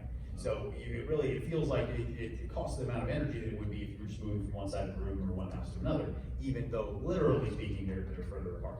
And so that's kind of part of how the labyrinth was constructed. It has to do with its significance in cradle history, all this kind of stuff. But Bliss, what she's doing is, because she's contracted to Tharlos, the great elder of change and chaos, he is he's changing something. And what he's changing in her case is her position in space. So in that case, because it's her, she can work with herself a lot more easily than other things. So she's able to pop up. And, yeah, same way she polymorphs things. So, yeah. Oh, did you ever This is just like follow up? yeah, just a mild follow-up. Did you ever read Unsung by Scott Alexander? I think so, yes. That sounds familiar, yeah. Okay. It's not coming off the top of my head, that title sounds familiar. Okay, yeah, no, it just, whenever I read those, it just kind of reminded me of how that scene where like Uriel teaches so how to teleport. Oh, gotcha. Well, it was not a direct influence, I'll tell you that. I don't really remember the story. All right, so what else? What we got? Yes, we were here. Look at the fringes now. I got a quick small one and then a bigger question. So you Travis Balcher on his YouTube channel has a couple of these shorts, kind of like I guess like lost bloopers or something. Yeah. How come when you fought, it was you versus Ethan, how come Yes. you threatened to make him fall? I mean, like, so that's I was going with that. First of all, that's below the belt, right? Like, so that's too much. Like, there's got to be some decorum. Just because our lives are on the line doesn't mean we're animals, right? So there's that, and then there's I was writing this with the under the same conditions that everybody else is, and that is that the Abaddon had taken you out of your canon and put you into a deathmatch arena, after which you're not going to remember what happened. Right, so I'm playing under those rules, and playing according to those rules, I have no power over Ethan, right? Like he's just gonna, that's all I can do. I have no in-universe ability, so that's why he's just, pushes me off the side mercifully, lets me drift. Goodbye. Yep. The next big question I have is, I kind of wanted to ask, what's kind of the backstory on like the birth of the audiobook? Because obviously Travis Balcher is a prolific voice narrator. I heard he's having a kid lately, so congratulations. But what's like the backstory? Did you choose that? Did they bring it to you? And like, what was your reaction? Did you know Okay, how it was going to be? That's all right. So he's asking about what's the backstory of the audiobook. How did we get Travis? How did this start? That is a great question, and I'm going to tell the story. Some of you may have heard the story before. We're going to tell it again. We're going to give you a thing. No, Like we you did were not. gonna speak. I love this story. If Travis It's is gonna be having a our kid. kid and he didn't tell me, I'm gonna be upset. He was excited to come this year, but then it turns out our Oh, man, I'll is just on the kidding. same day as his wife's birthday. Not really. So he didn't get to make it. So Put the DragonCon on their birthday. that's true. I mean, the whole family did come. All right. Starting off, we had a lot of requests for Traveler's Gate audiobooks. Audiobooks now are the fastest growing market. They're overtaking. We've sold more audiobooks than ebooks this year. So audiobooks are like the thing now, right? And so this started a few years ago. And so we're working on the Traveler's Gate books, and we wanted to get an audiobook version out to people. One of the things we had heard was there are people who can't read for whatever reason. There are people who just prefer audiobooks. There are people who are visually impaired, can't read books. So we're going, look, we want to get the books out to as many people as possible, and that involves getting an audiobook version, right?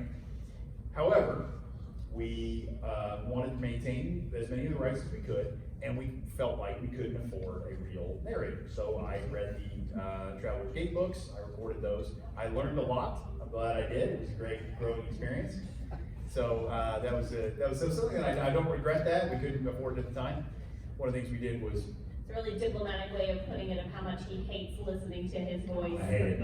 I absolutely hate it. So we set up in my parents' house in a closet, and we pinned up a bunch of like Afghans and stuff, and little like foam mattress liners to the walls to soundproof it. Yeah. So we're setting up out there, and then a friend of ours who we got a soundboard and stuff, and a friend of ours who knows sound and audio engineering, he's out there like live engineering stuff. So it was he's my own personal little DJ. So anyway, we recorded those, and basically between Crimson Vault and City of Lights, books 2 and 3, we realized we can't afford to have me do this. It's not that we can't afford to hire an actor, it's that my time's a lot more valuable writing books. There's only one person who can write books, and anybody can read them. So we were like, look, let's do, we found out that we were on ACX, the Audible's creator, what's the X stand for? Exchange. Audible creator, Extreme. So the ACX, the exchange, the Audible Creator Exchange program in Audible lets you basically self-publish like KDP does for Kindle, and you can kind of self-publish your audiobook. And they had abilities to put out a casting call for readers. So we did that, and we were like, okay, let's see what we get back, right? Like, let's see what are we going to do at this price range, which was not the highest price range, but it was the lowest either. It was a decent one. But we were going, let's see what actors we get back. Okay, so we put it up, and like in a couple hours we had 3 responses. The next day we had 50. No, it was a lot quicker than that. So in the first, like, it was 4 hours later we had like a dozen. But it was really cool though, because we had never done this before. You put up like a 2-paragraph sample, but we were expecting, like, we don't know how long we'll leave this up. Maybe we'll leave it up for a week or 2, and we had to cut it off within. Oh, it was 2 or 3 days. We even then got people afterwards who were like, wait a minute, I read for this, and it was only up for 2 or 3 days, and we want to see I wanted to get my shot in, right? So we had so many people respond to this, and we were like, okay, so now we've got to listen to the samples. So they had all read part of chapter 1, and we read them when there were only a few readers, because we were kind of thinking the people who had gotten in first would be the only ones we got. And we read those, and we thought Travis was great, but there were several readers who were really good.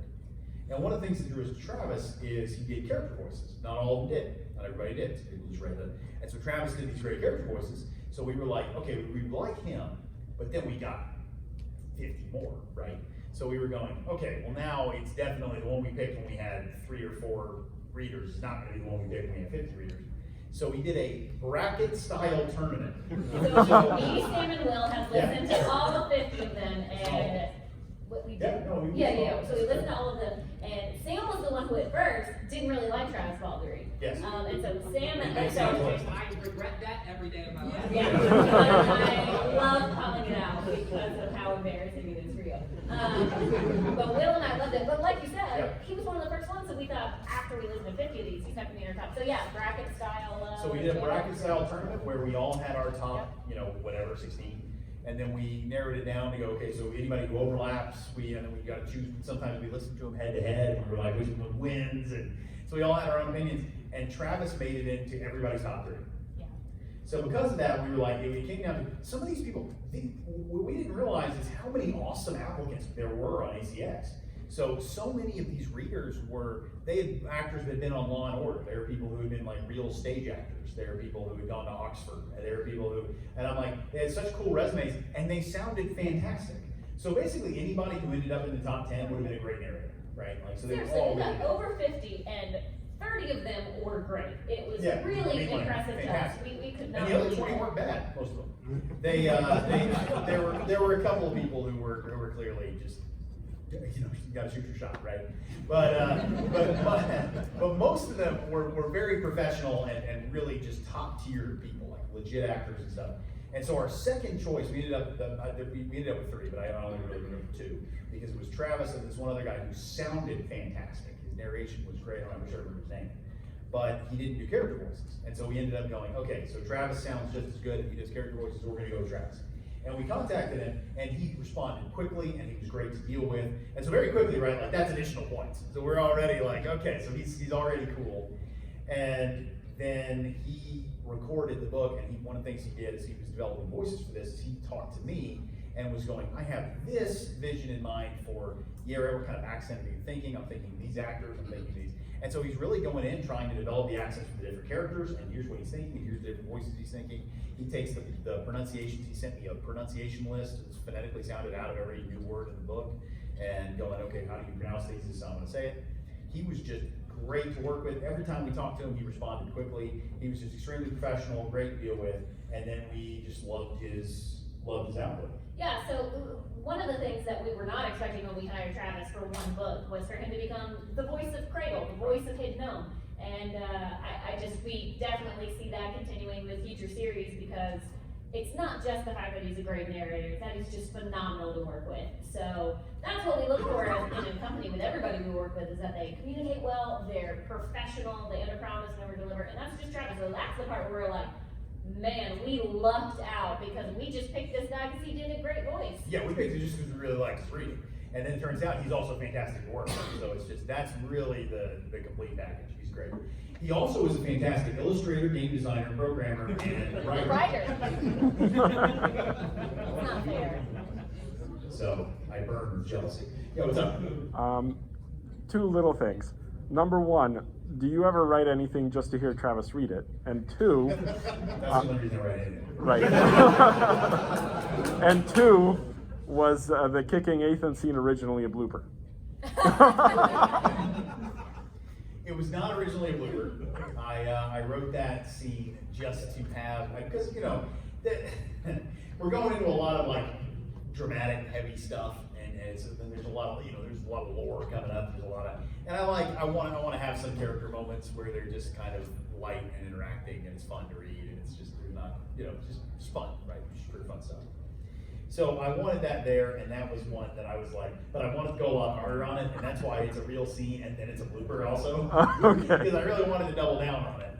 But especially after I read that, and well, I already read the bloopers, but still, I read that scene last year, Travis read it, and the whole room laughed, and I was like, dang, I should double down on this.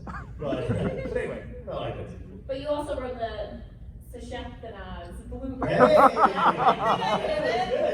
You did it specifically to be like, haha, it's gonna be great having Travis write. So one of the things he complains about all the time is people like writing unpronounceable names or things that like filled with apostrophes or whatever. And so I regularly make jokes about all my dragon names being hard to pronounce.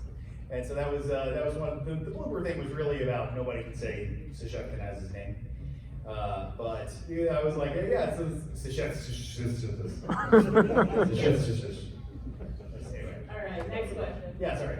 Yeah, you in the back. You count. That's like the back third. You in the back third. Are icons available to Traveler's Gate and Elder Empire? Are icons available in other iterations? Yes and no. So icons are, the way they manifest in Cradle is specific to Cradle. They are the fundamental force behind them is universal. It's something that goes in between all the iterations. They still work. These powers there's a different equivalent. It works really functionally the same. It's just the way they look and the way they are perceived. That changes with the iteration.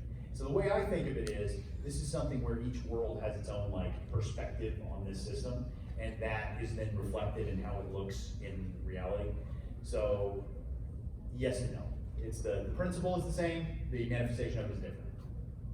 Is that good? All right, good. That was kind of an ambiguous, ethereal answer. Yes? So in the Elder Empire, is the Emperor, is he borrowing authority from the Fiends? Or because he's pretty strong. Ooh, yeah, okay. So I don't know, is he a sage? So Luis asks, is the Emperor in borrowing authority from the Fiends in Elder Empire? So, that's a good question. So, all right. So Asylum is the name of the iteration where Elder Empire takes place. And hi everybody, welcome. Good to see you. We didn't call out people. I know. I'm sorry. I hate that. This is the place where we say we're introverts. Come on. It's like, hey, welcome. So, does the Emperor borrow authority from the Fiends?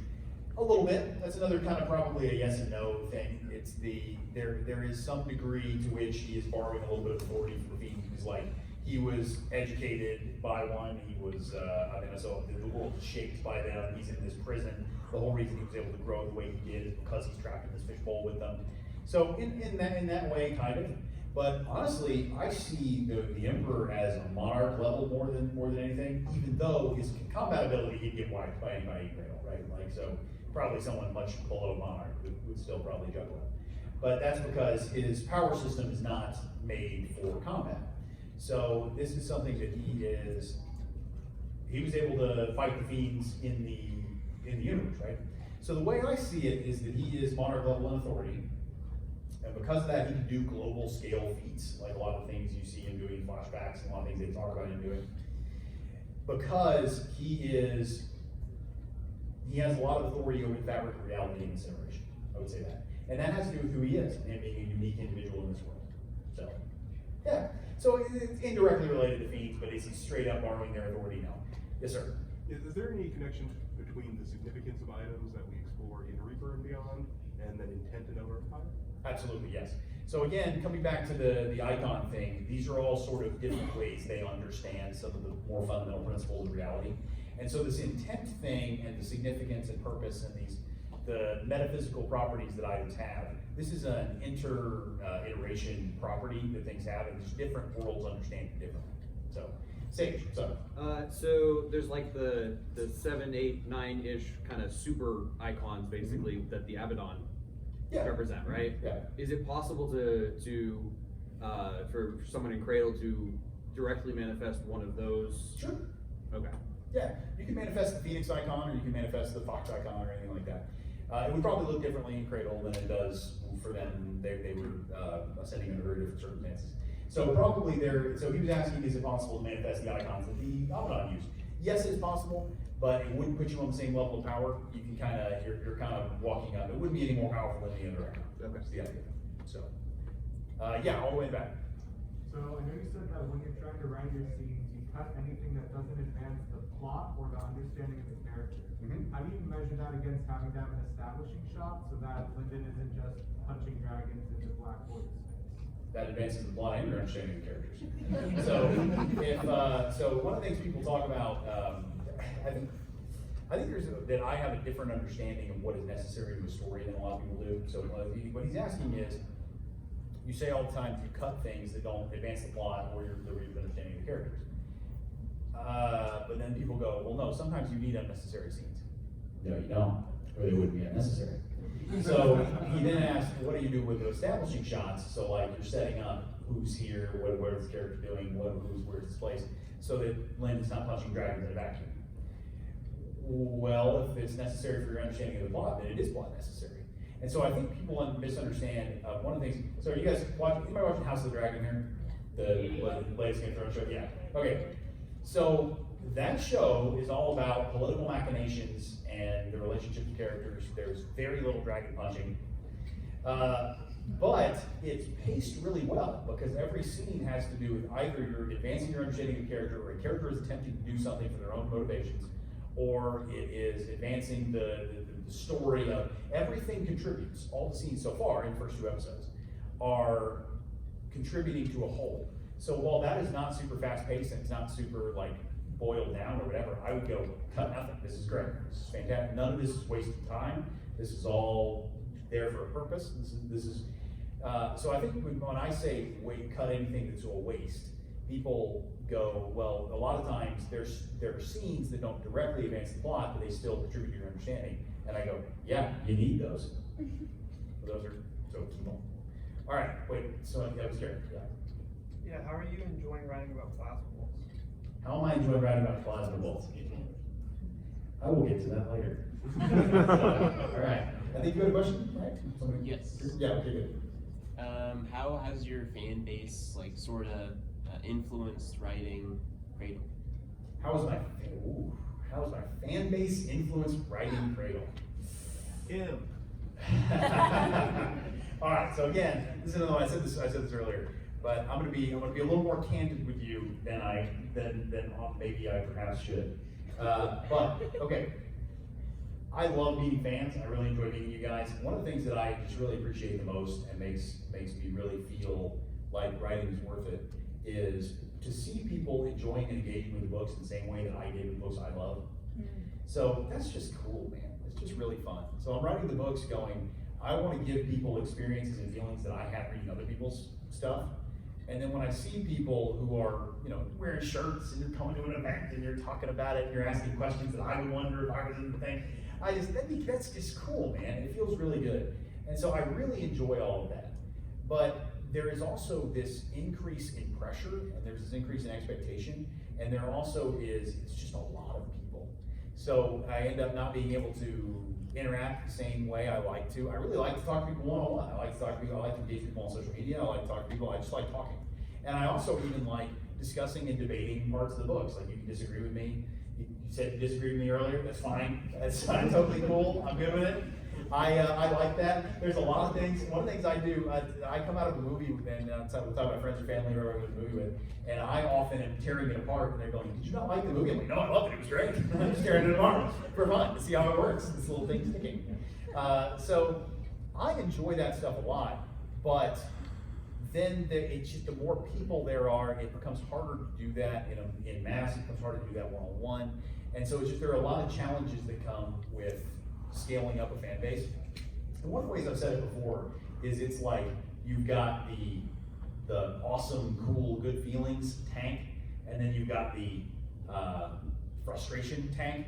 And my awesome, good feelings tank was full a long time ago. Like that was good. We're at the top, and then this one keeps increasing. So there are times where, and so it's not most people. It's not even a large fraction of the fan base. But people who are coming into the books with bad faith, or people who are intentionally trying to irritate me, or just things that are just difficult, become difficult. Like I miss the days when I could respond to everybody on my blog, right? I miss that. And that's nobody's fault. Nobody's done anything wrong. So that stuff becomes one of the hard. ways we did have to manage the frustration tank is, you got to the point where as it grows, you go from, I'm responding to every message that comes in and every comment on my blog. And then, okay, I can only respond to some of them, to I can't respond to anyone. We got to have somebody full time who's doing this. And only a select few can you so respond now to it's- at select times so that you can stay focused on writing. And now we have a team of responding to people on social media. Well, I want to do it, dang it. And so I want to respond to people, and so it's and because there are so many people now, I have to I can't be on social media as much as I want to. I have to like keep it to work hour, otherwise I'm on there all day.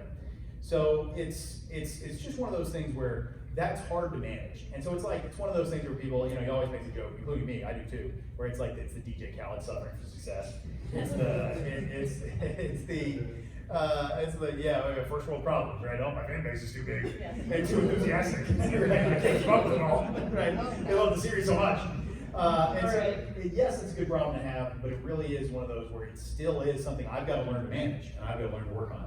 So I know you were really asking how did that impact like Cradle, the series and the story, but it's me learning and growing how to interact and how to take, because now when you go from a small fan base to a large fan base, you go from the fan base having a few opinions to the fan base having every opinion. And that is difficult for me I've got to balance that. So it's just, I gotta keep learning. All right, so we've got 5 minutes left Okay. of questions, and then it's break time, and then you're gonna be talking. Okay. And as you already know, I'm doing reading, so we're gonna go rapid fire. All the way questions. back, go. So going back to Travis's wonderful voice. Yes. Drops. Yeah. Did you write him with him in mind, or did he just pick it up and go with it? What happened there? So he asked specifically about Travis's voice for Dross. It's Wheatley from Portal 2. We all know it's Wheatley from Portal 2. That's definitely where the inspiration came from. It's 100% Stephen Merchant's voice. It's who I was hearing. But that overlaps too much with Ethan's voice. So he was going, let's separate it from the other. And that's why he was in a little rusted ball when they find him in Ghostwater, because that's what he would have been going like in a rusted ball. So that was supposed to be a little Easter egg, but then it wasn't even really, because everybody figured it out. But, so then he was like, let's come up with a more distinct voice for the character, and of course now the character is a lot more unique than that. But that was, he had to come up with something different, so it didn't sound like Ethan. Yes, sir. From the moment you came up with the idea for the world of Cradle to the moment you started writing, how much did you have planned? Oh boy. How much did you have planned from the moment when you came up with the world of Cradle to the moment you started writing? I'm going to cover this very quickly because that's a hard question. But the idea came from the Chinese cultivation novels I read, and then there's a lot of martial arts novels, Japanese and Korean have similar, but the Taoist mythology stuff. That all that cultivation kind of went into the tank, and I was going, okay, I want to design this for something for people that don't have a background in that and don't understand the cultural context, because all the actual versions of that are written in these countries assume you do know the cultural context because they're talking about needs to do, and so it's hard for people to get into.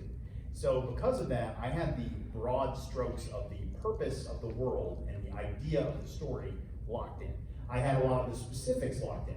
So I knew the Osriel thing, I knew where I wanted to go, I knew the whole purpose of this was Lyndon gaining power, so I knew where we were going with that, I knew where we were going with the surreal stuff, and I knew a lot of the characters even.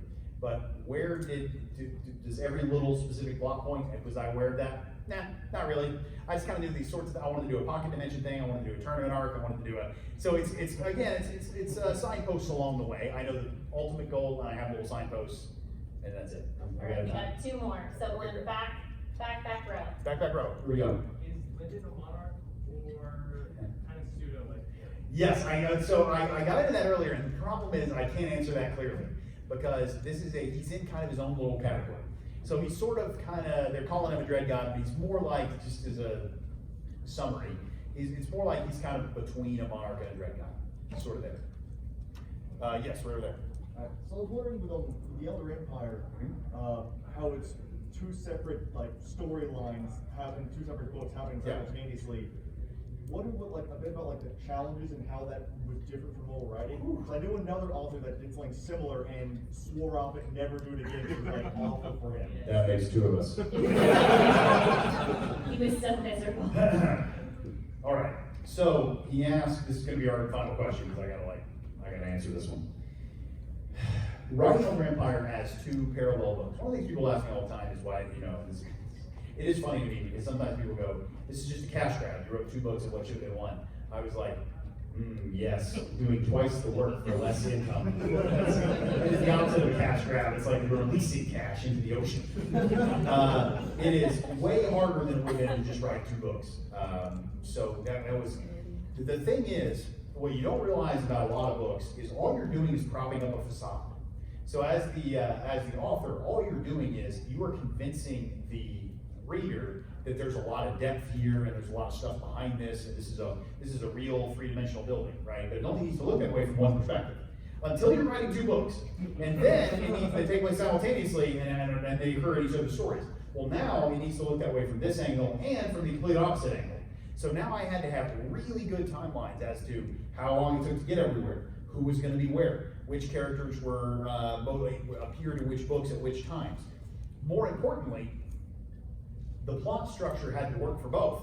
So I had to have something where you're doing exposition and then the plot starts and then there's a big confrontation in the middle and then the stakes ramp up and then you get to a big climactic confrontation from 2 opposite perspectives that affect one another. That sucked. So it takes a lot more planning, it takes a lot more thought, it takes a lot more design. One of the reasons behind the flashback storylines is so that there was enough difference in the 2 different perspectives. But then because I'm writing a flashback storyline, now I have to use the flashback storyline in such a way that the themes of the flashback support the themes of the current day story, or you still have got to control the information. So you learn the right things at the right time, you learn things at different times in each book, but then I have to make sure that you know them at the end of book 1 before you go into book 2, even though we learned it already in the other one. Now I've got to figure out how to teach it in this one. Whew, it's a lot. The hardest and most miserable Will has ever been while writing was finishing Elder Empire. Yeah, because I had to come back, and I actually ended up really liking Kings and Killers. Yes. But I came back to write those after 4 or 5 years of not writing them, and I was like, why did I do this? And so I was coming back trying to get a grasp of the story, trying to get a grasp of the characters, and it was just a lot. And I even had a plan for Kings and Killers. By this point, I had written so many books in Cradle in between then, it didn't work for me anymore. I had to come up with something else. And so I was basically starting from scratch, and it was just, I don't recommend it, guys. Yeah. So just write it. Just write 1 book at a time. All right, so Will's gonna go take a break so that his voice doesn't die. And then for those of you who are coming in a little bit later and haven't heard the spiel, we've got 2 more hours. So the next hour, Will has already said he's gonna be doing a reading from Waybound. So that's exciting. And then he's gonna talk a little bit more. And then we're gonna do an hour of photo op signings. If you have anything you wanna get signed, we are going to be giving away something that you can get signed, and that will be shared very shortly. So that's exciting. And then limit just for the items to get signed. Water's at the back. Don't worry about draining them or getting more. Wait, what was are we gonna do future books? No, bookmarks. You're asking Oh, bookmarks, bookmarks. correct? I'm Yeah, so bookmarks were really easy for us to do Yes. this time. They were like the easiest of the stretch goals to knock out, except for Justin, my man who did the badges. I love you. And so that is one of the things that we are gonna try to continue. Yeah, for Absolutely. sure. Absolutely. I also we really enjoyed the polls that we did on the subreddit where you guys had to vote on which quote you wanted in the book. Mhm. So we will probably do that and And it was actually C share every it on the time, platform. coincidentally. It was C. But there are a couple other stretch goals that we've been looking into. We got really caught off guard with the popularity of the Kickstarter this time, and so we are going to spend a lot more time and energy on the stretch goals next time. Because we were just like, I don't know, Will, write more bloopers, Will, do a video chat, Will, do. So next time we're gonna try to do some more substantial stuff. I think by the end of this, we can peer pressure Will enough to get some maps. So. I don't think that's happening. I don't think it's Yeah, so he's not up here, so definitely happening, yeah. Yeah, maps. Your mom's love language is words of affirmation. Yeah. What are yours? And then what do you think Will's is besides Oreos? Okay, besides Oreo. Yes. Someone got me Oreo earrings, our team member. They were selling them here at DragonCon, so these are now the new official earrings of Hidden Gnome. My love language is quality time, for sure. So I'm also an introvert though, so that kind of sucks. But like when one of the guys is like, let's go to Disney, I'm like, let's go to Disney. Because we live 20 minutes from Disney World, so yeah, that's my love language. Sam's is words of affirmation. Words of affirmation, I guess. I don't know. I just hate it. He's the lesser right, but let's affirm him. Yeah, that. Yeah, words of affirmation, I'm like 0. Quality time, no. Will, I don't know. I just don't pay attention to him. He so it's a combination of gifts and quality time. Yes, for sure. And gifts are tough for him now that y'all shelled out a lot of money for the Kickstarter. So. He's like, oh, I want this. I'm just gonna buy it. Cool. Yeah. Do you see Hidden Gnome taking on any other authors? I am not an author. I'm not a self-insert. No. No, absolutely. That is something we've thought about for a long time. I mean, there are so many great publishers out there. I mean, we were at an event with the Kodacrat does with Mountain Down Press, and there's so many people doing great different things. What we've been trying to think through and figure out is what kind of our philosophy is of how we want to bring on authors and what kind of authors we want to bring on. And so Will is really passionate about people who can take advice and that he can help develop. So we want to take on people who are, right now would be in fantasy, but really people who really want to learn and get better. And that's one of the things Will, one of his strengths, and he's not up here yet, so I'm going to say it, really is. He's one of the most humble people I know, and he, in all aspects of his life, is regularly looking for feedback and taking advice, and so he just has a much better handle on all of his issues and dysfunctions. He's working on them all the time, and that's really important to him and to us as a company. And the other thing is, Will is, that is definitely a long-term goal to have more authors, but Will, even though he has 20 books out, he's relatively early in his author career still. So, there's gonna be a point where that becomes more of a focus, but right now it's pumping out words, baby. And I will also say, as a publishing company, Will is the only one right now who can really help develop writers. So the rest of us can help people in a lot of the ways of publishing, and we will give advice to people on how to self-publish on Amazon and things like that. But none of us except Will have the skill to really help develop the craft of writing. So he has very limited time to do that. All right, any other questions for Sam and Rebecca before I take over? Yeah, what's up? Where did the name Hidden Gnome come from? All right, well, that's actually a question for me. I'll have. At some point, I'm going to do a video of just walking you around our house, and you guys can do a count of how many gnomes are inside our home. Not outside of our yard, inside our home. Our kitchen cabinets full of How them. many gnomes you find and how many are hidden? So, a while ago, 10 years ago, 15 years ago, something like that, I was looking for, I guess I was moving up to college, so it would have been less than that. But 10 plus years ago, I was looking for something to decorate with that was kind of magical and fantasy-esque, but that wouldn't be too obvious, right? Like, I'm going, I don't want to have a bunch of Lord of the Rings replica swords up. They're too big, they're too bulky, they catch the eye too much. And so I wanted something that people could, one of the things is people have a hard time giving me gifts because they don't know what books I've read and haven't read, they don't know what games I've played and haven't played. So it's hard for them to give me something. So I was like, okay, so I can come up with something that I can just like collect and then I can put everywhere and solve, kill two birds with one stone. And I liked gnomes. I started going around collecting garden gnomes. I was like, garden gnomes are cool. They're kind of fun. They're like a quirky little thing. And I don't particularly want them in the yard, but I like having them around. So we have them, I started squirreling them around in places. So when I got started writing House of Blades, they recommended, don't say the publisher is you, even though the publisher is you. Make up a name. Just say anything that's you now, just make it look like it's better. I was like, oh, okay, sure. So just taking advice, I'm going, all right, great. So the first thing I thought of was some gnome thing. I was like, let's do it. Let's do a gnome thing, And one of the other things was, I didn't want to use my real face. I didn't want anybody to be able to recognize me. That shit was long sailed. I was like, first of all, I didn't think that was ever going to be big enough that anyone would recognize me in the first place. But so, why use my face, right? And then second of all, I was just like, let's just do a fun little thing. So I had a clip art of a gnome that I was using for my profile pic. So I was going, yeah, let's call it Hidden Gnome Publishing. I just thought it sounded cool, and we'll go with it. And it now is a real thing. Before it was not, but now it is.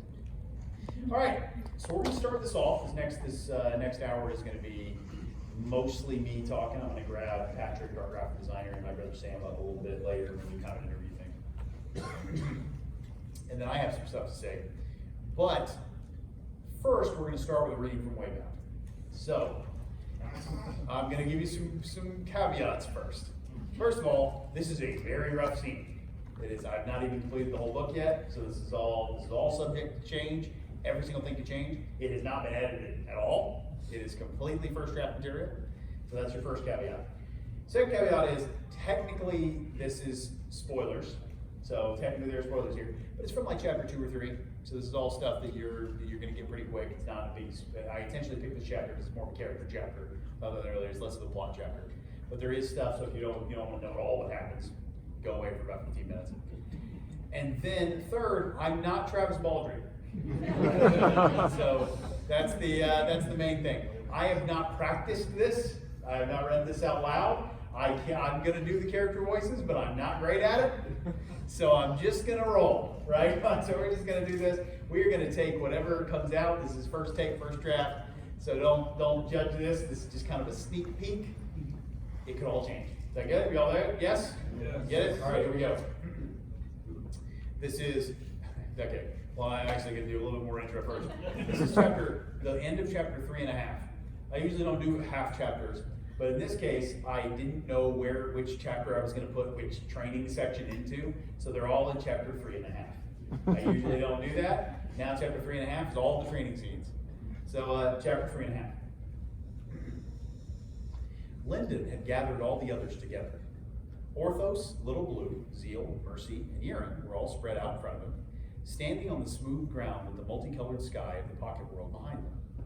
They wore various expressions of expectation, from Yeren's confident patience to Mercy's excitement to Zeal's completely blank face. Still, he hesitated to speak.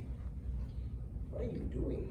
Dross whispered to him. "It's a good plan, very theoretically sound. In the worst case, they just develop an instinctive hatred for you that sinks into their very souls. But that would be irrational. I have left various methods for each of you," Lyndon began, "for willpower training. Some of you have started them already, which is admirable. As you know, willpower is fundamental for fighting heralds and sages and the monarchs. Well, you've all faced down dread gods before, you know that. The various expressions of expectation had started to crumble. Yeren said what he was sure they were all thinking. Oh my God, I gotta do Yeren voice.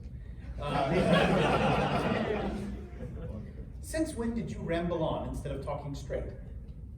Lyndon couldn't meet her eyes, so he shifted and coughed. "I think, and Dross thinks too, that the most effective way to train willpower is directly. You'll have to get used to resisting the pressure of a powerful sacred artist, so apologies, but you'll be doing willpower training against me." He didn't like stammering and speaking so hesitantly, but the idea made him profoundly uncomfortable.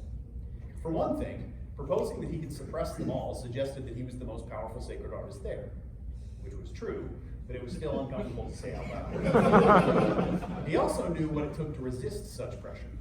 You had to draw yourself up to push against your opponent, which meant pitting yourself against them directly. It was a lot like hating them. He felt like he was lining them up so that he could bully them.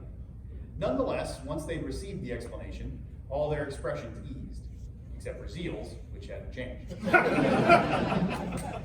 Bury me, I thought you were going to confess a crime, Yaren said. She rubbed her hands together eagerly. What's the prize if we push you down? I'll give you some points.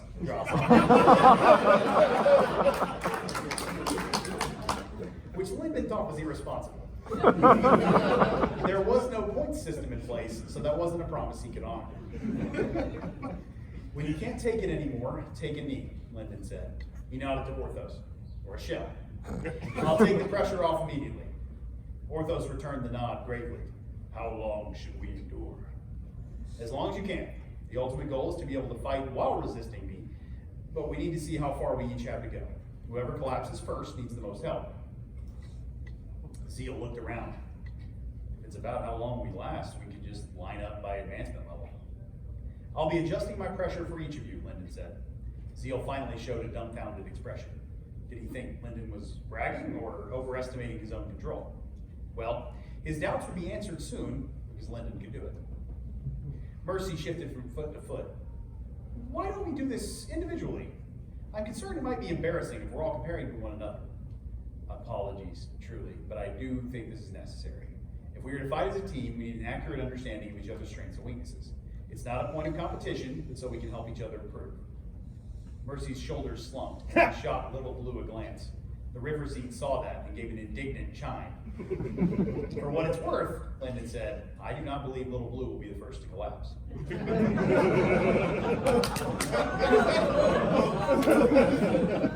Merely being connected to him had to be decent willpower training, considering what Lyndon had put himself through in the last few years, and he could feel Blue's heart through their bond. Her will was clear, strong, and well developed. She looked at him and raised her fists in the air with a ringing cheer. Also, this was the hardest for Lyndon to say, but it was the main point.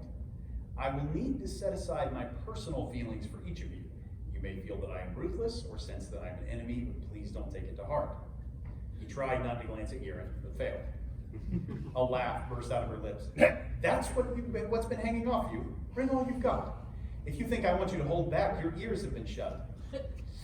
That's not quite my concern, Lyndon edged. As you know, I've gone through some changes recently. We'll take it, Yaren said confidently. You might sense deeply that I'm trying to kill you, so please remember. Let's go, Mercy called. Enough hesitation, Orthos said. Zeal planted his feet and nodded. Little Blue chimed eagerly. Lyndon let out a heavy breath. All right, brace yourselves. For a moment, Lyndon organized his thoughts. He closed his eyes, focusing his willpower and feeling the power that ran through him. The hunger of his arm that now suffused him. The mantra channels that were now melted into his flesh. The fury of Black Flame. The emptiness of pure mantra. The appetite of the Dread God. He gathered it all together and prepared to remove his veil. While Lyndon stood there with his eyes closed, Orthos tried not to let his amusement show through their contracted bond. The boy was so worried about what they would think of him, as though they hadn't been together for years. They were all aware of how strong Lyndon was now. None thought they could compare to him, but they were all eager to try. He was taking them too lightly, or perhaps he overestimated himself. That would be an unusual problem for Lyndon, but this would be a good lesson for him. Then Lyndon's eyes snapped open and his veil dropped.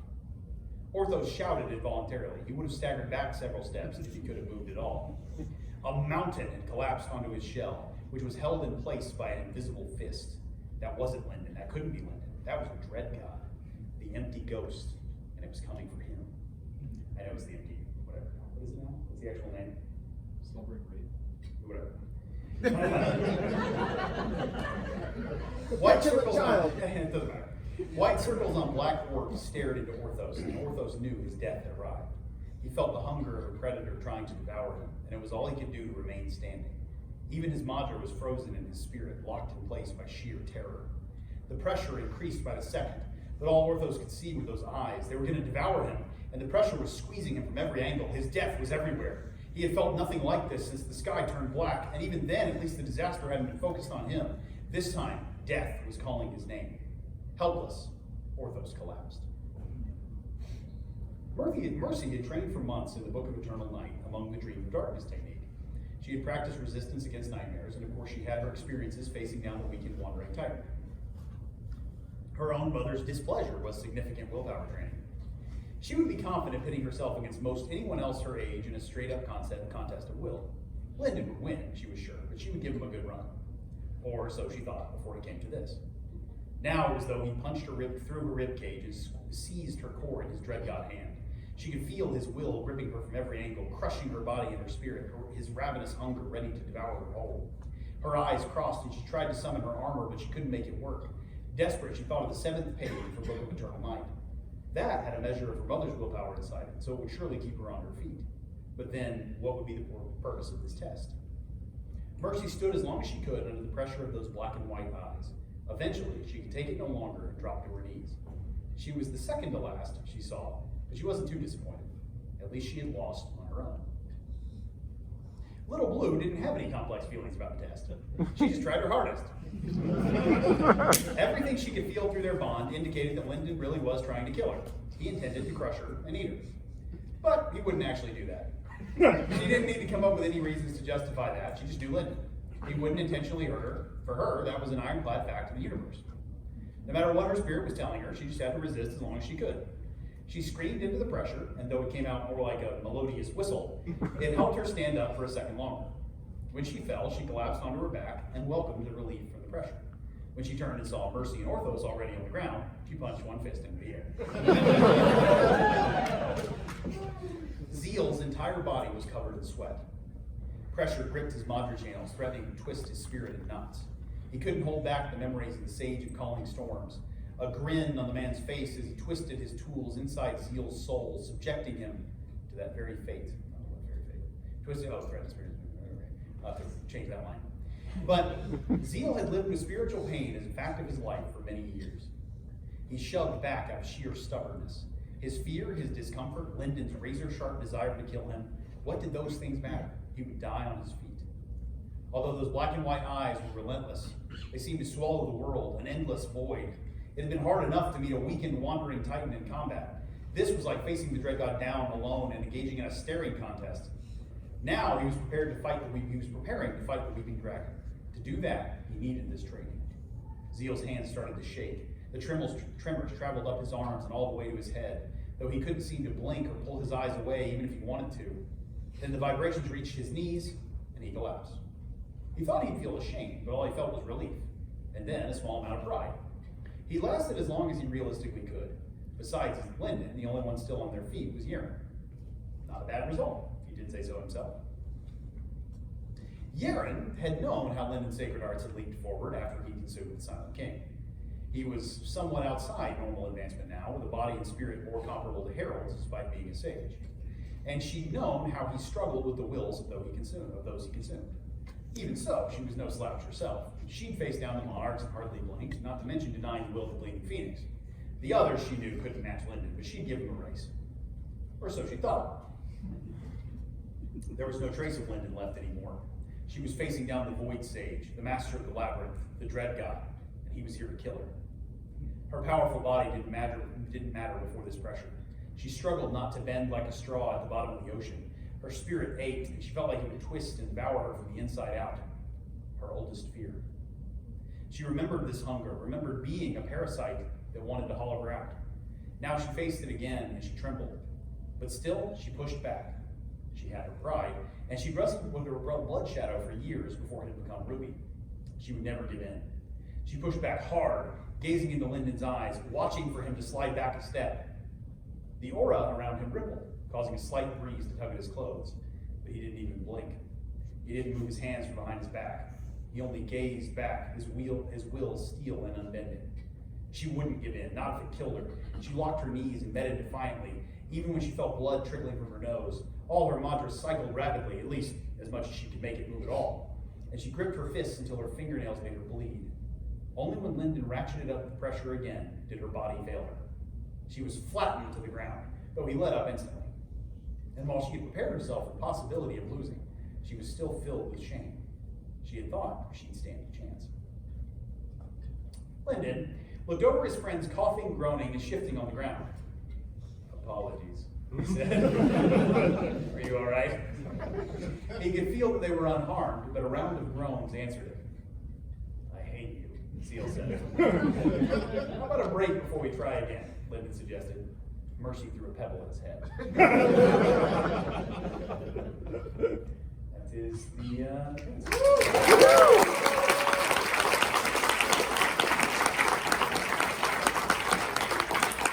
So that's true first draft prose, by the way. That was completely, I've obviously never practiced that reading. And that was zero changes have been made. That was as it came out of my brain.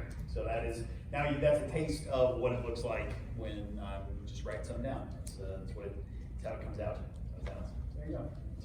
That's your alpha draft peak.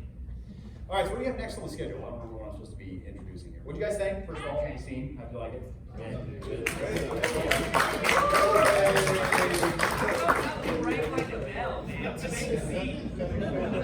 There's definitely going to be a ring like a bell blooper if I don't forget it. I'm 100% going to have a ring like a bell. How The about bells a ring like a bells. bucket?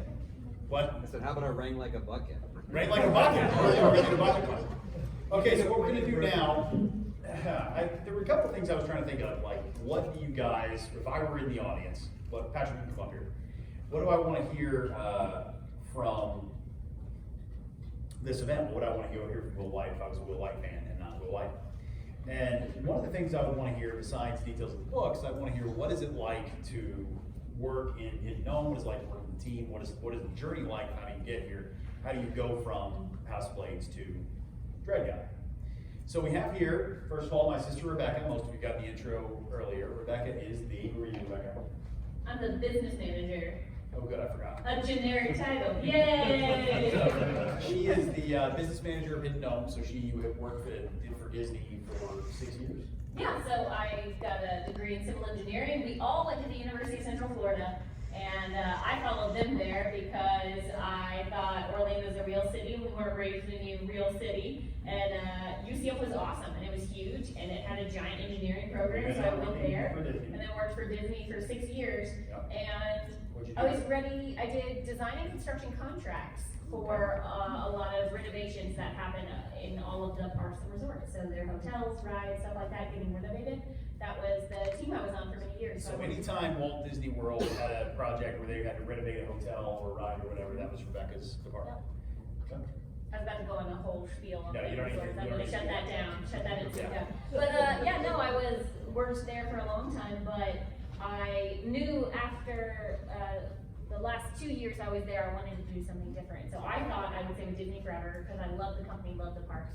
And I was looking for what I wanted to move into, and I realized a lot of what I was looking for, you just weren't going to find in a corporation. So I wanted to be able to be on a team where you could influence the values of the team, and we could make decisions that are really valuing the people first. And fortunately, we were able to hire her. Yeah. So then this is my brother Sam. You guys have Also all probably interacted with him. Sam, what do you do?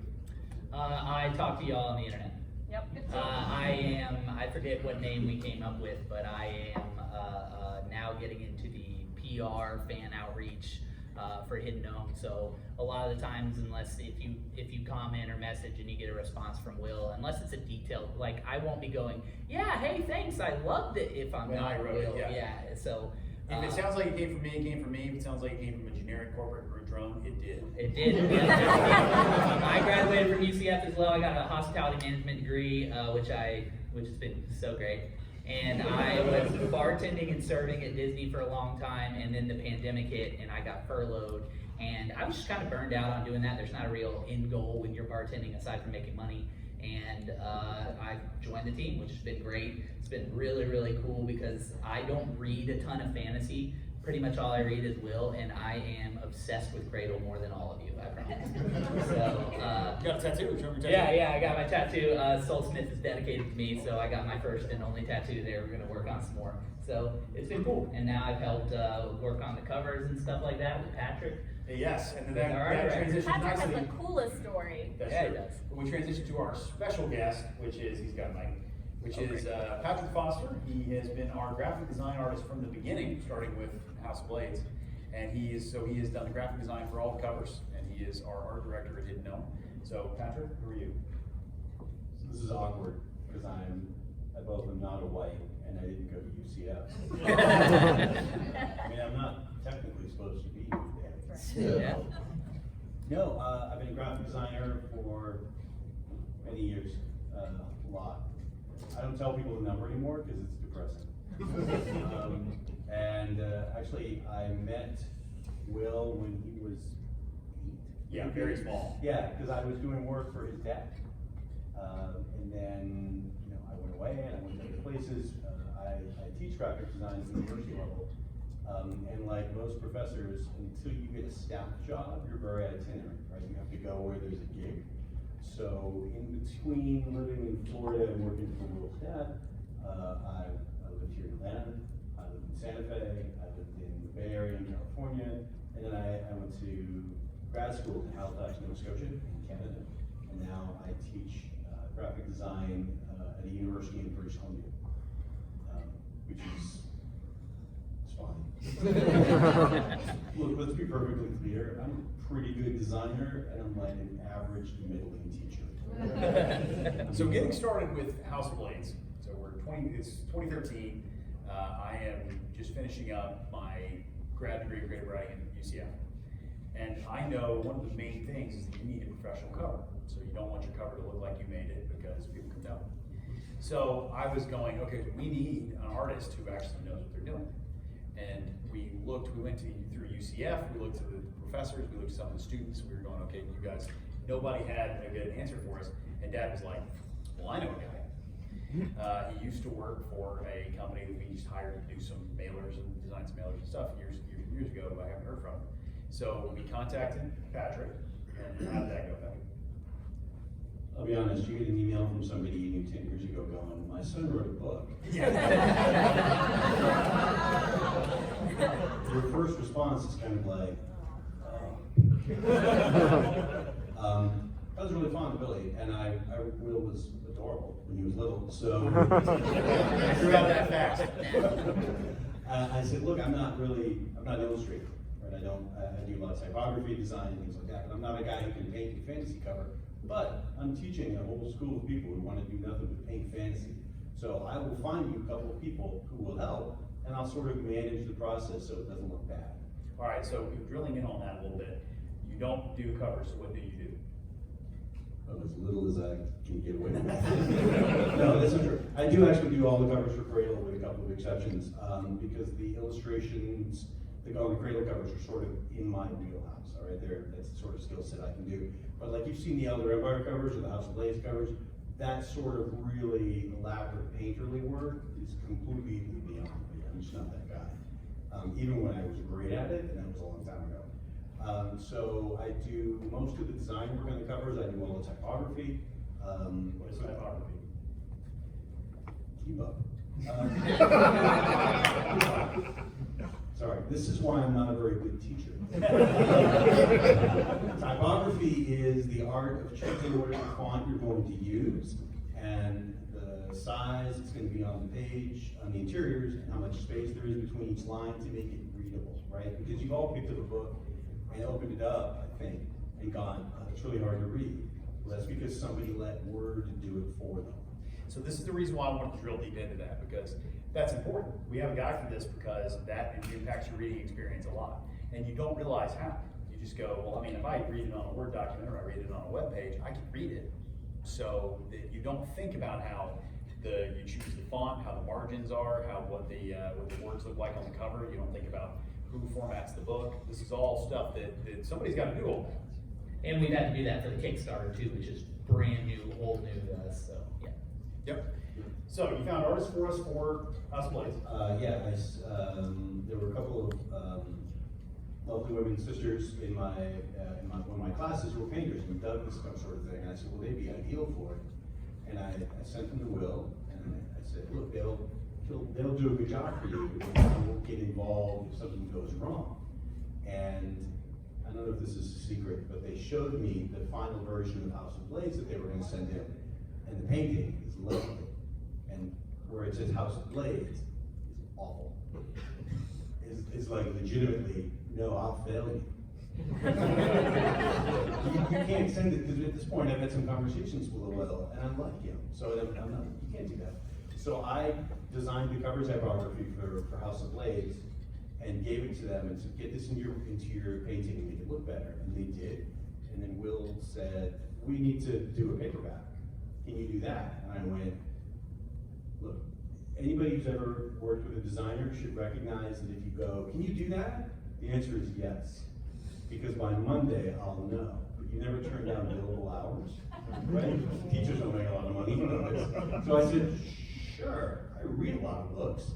And to be perfectly honest, the early editions of both House of Blades and the first few Cradle books are maybe not my finest hour.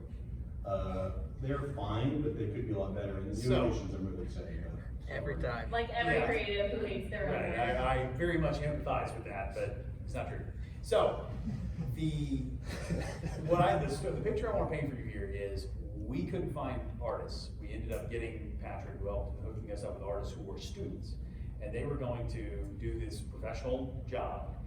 They were doing it for us, and what we ended up doing was the deal we worked out was I would pay half the price of the cover, which I think total was $600, right?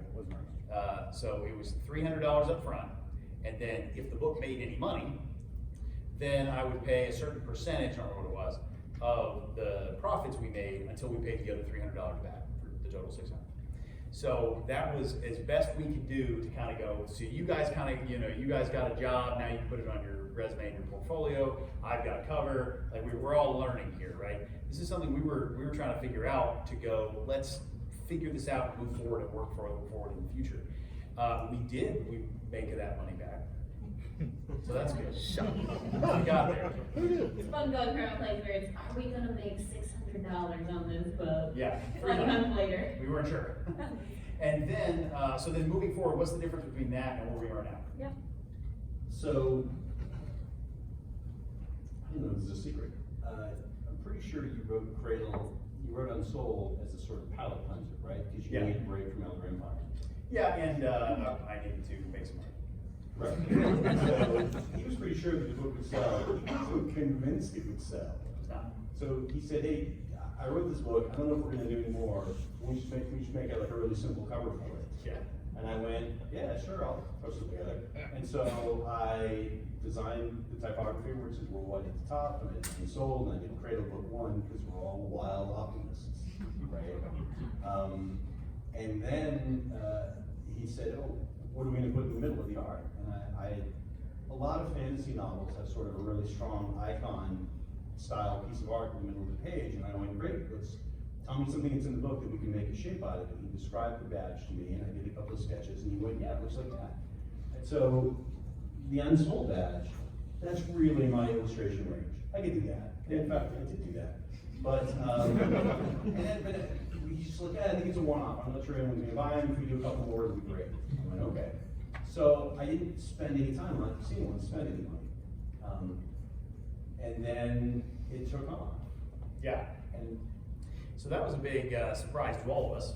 What I initially, like you touched on, I initially started Unsold as it was going to be, I was going to write it like a lot of these cultivation novels are written in a chapter at a time, but I was going to post for free on my blog, just kind of as a thing to drive traffic to the website so that people would then remember that I existed. And so I ended up going, well, instead of that, I got some chapters stockpiled, let's turn it into a novel, I know how to do those. And I'll put it up and we'll hopefully make a little bit of money to then cover writing the last couple of books in Elder Empire. And there's a pattern between that and House of Blades, which was, hey, let's hope we can make a few $100s because I don't have a job. So I'll wait until the end of the summer and maybe get a teaching position in the fall. So every time it's like, okay, well, we'll see, we'll maybe make a little bit. And then it ended up taking off, people liked it, and then I have been writing Cradle ever since. And so the covers really are in the same categories. We're going, this is gonna be something I release every few months, I'm not gonna spend a lot of time on it, ha ha ha. Because people aren't super interested in this is never gonna be my main thing. You never know, you just never know. So the cover process really evolved until I think we have, what about what the latest cover we're working on? Isn't that a secret? I don't think so. Okay. So we're in the process of developing the cover for Waybound.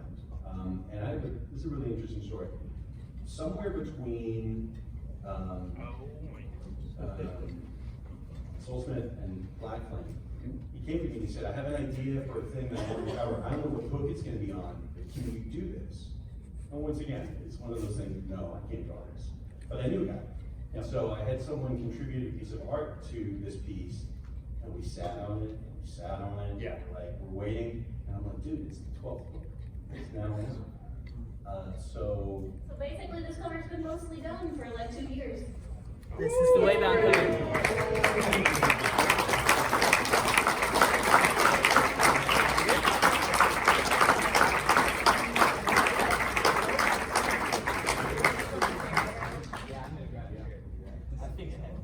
So, what we're actually going to be giving you before you leave, and if you did not bring something to get signed, you can get this signed, is you're all going to get a little poster version of the cover of DragonCon 2022 with a little white logo and a very beautiful space for Will to sign if you want something signed from him and didn't bring She anything. said poster, but she meant postcard, and please don't use this as a poster. Very sad, yeah, very small. So obviously it's Surreal's Marble, so we knew for a long time this was going to be, because we were doing the small round icons, we knew for a long time this was going to be one that we wanted on the cover. And so every time I was thinking, is it appropriate for this one? Nah. And so the last several books I've been thinking, we're gonna work up to this, it's going to be the last one. So that is the cover of Waybound. Can you talk about the color background? Oh yeah. So, let me do the first one. If anybody is going to do a series of fantasy novels, and you're sure it's going to be a series, put a lot of thought into the first one so that you know that you can replicate that pattern for the rest of the series, as opposed to spending an afternoon going, yeah, I think I'll put this in the background, and I think like a little icon thing in the front is fine, and the type's okay. So, we have been really aggressive about the palette, right? With the back, we've all seen the colors on the covers, and they're all solids. They've all got the same pattern in the background, but they're different colors. When we got to this one, and there was a real struggle between we'd like it to be blue, and we want to go darker. And another tip, anybody who's an aspiring designer, if the guy knows how many books he's going to write, pick your colors in advance. Because if you pick a color for a book because it seems good, then the next book can't be that color, right? There's a limited palette. Yeah, so when we were picking out the, oh yeah, you're going to tell the story? Yeah, I was just gonna say, so when we were picking out the Kickstarter book covers, Kickstarter it was so hard for the color selection because first of all, we had so many blue colors, and that is not something we thought about because originally this was not supposed to be 12 books. But then each material selection for faux leather bound books has only a set amount of colors in that material. So we either like picked the material that had 30 colors, and then we were like, well, some of these are going to be blue, darker blue, black, dark black, gray, dark gray. So we're going to do some variety there, but this was the one that we were like, okay, the last books were blue. We don't want to do another blue one, but it's called Waybound.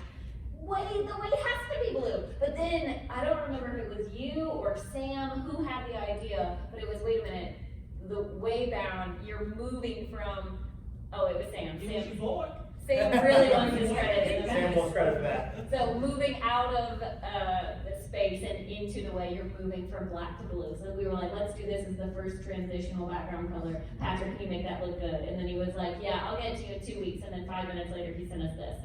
Look, I got stuff to do. If I can do it quick, we're going to get to it. No, by the time we get to book 12, it's actually really easy to sort of replicate what you're trying to do. By the way, we can call out Kevin Mazatinik is the 3D artist who rendered the globe and the flame. He also did the Black Flame on the cover of Black Flame, and he did most of the cover for Ghostwater, the crystal embedded in the stone, and loved it, had a great time. He's an academic, he works with me, he's a frustrated creative guy because he likes to make stuff, and he's got to teach boring classes. Yeah, so anyway, we just thought we'd show you, while Patrick is here, some of the thought that goes into not just the covers, but also the books themselves. So, there you go. Yeah, thanks guys, appreciate it. Thank you.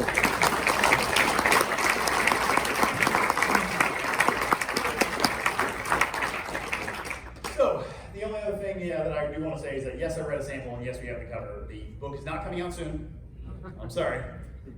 So here's the deal, and I have a few things I'm going to say. I don't have any real specific notes here. I've got a couple of themes I'm going to talk on a little bit, and one of them is with this last book. One of my things, people have been quoting me as saying I'm going to tie up all the loose ends. No, not possible. I was on the phone with my cousin the other day, and he was like, "I want a detailed description of exactly how Osriel did everything and how he came back." And that's not gonna be in there. So we're not gonna go over every little thing. So not everything is gonna be explained because there's always a question that's gonna leave. But to me, when I'm reading a series, I really just want the ending, just land it, right? Just land the ending. I want you to to know that the main characters have a satisfying conclusion, even if it's not the conclusion that I would personally want for them. I want to know that they all got their stuff wrapped up. I want all the plot threads wrapped up, and then I want a lot of the minor characters' plot threads wrapped up too. It doesn't have to be everybody. It's just I want a good sense of where the people I care about ended up, right? So that's what I want, and so that's what I'm trying to do in Cradle. As a result, we're having longer beta reading processes this time. We're doing more drafts. We're spending longer. I'm breaking it up more. You guys may know that I've written the draft of a new series. I've written a draft. I've completed that. Plasma bolts. It's not called that. That's what it is. So I've written a draft of that as kind of first of all, I love writing new stuff. I wanted to go out there. I'm like, what's beyond Cradle? And then I'm trying to get way bound to a certain stage, and then leave it for a while, and then come back and work on it again. And to me, that feels like the best way to complete it. It is probably going to be the longest book in the series. I don't see how it wouldn't be. And a lot of it is going to be probably the main plot line is going to wrap up before we're done, and then a lot of the end is going to be who went where, right? Where did everybody end up? How many of the main characters died? How gruesomely did they die? Their graves. This is just everybody. Go their descendants. They've forgotten them and they hate them now. All of that stuff is all coming together. So that's really my philosophy on the book, and as a result, we don't have a release date yet. It's not coming out. It's not one of those. A lot of I really am passionate about regularly releasing books, right? I talk about that a lot. To me, one of the quantity is one of the metrics of quality, because if I know something's regularly coming out, I want to stay on this journey, right? I would rather have it be coming out regularly. So to me, that is an important thing as a reader. I like to know that when I read a book, it's not going to be 5 years before the next installment's going to come out, right? But then you're ending it, and it's like, okay, this is the last one. I can wait a little bit for this one. Just land it.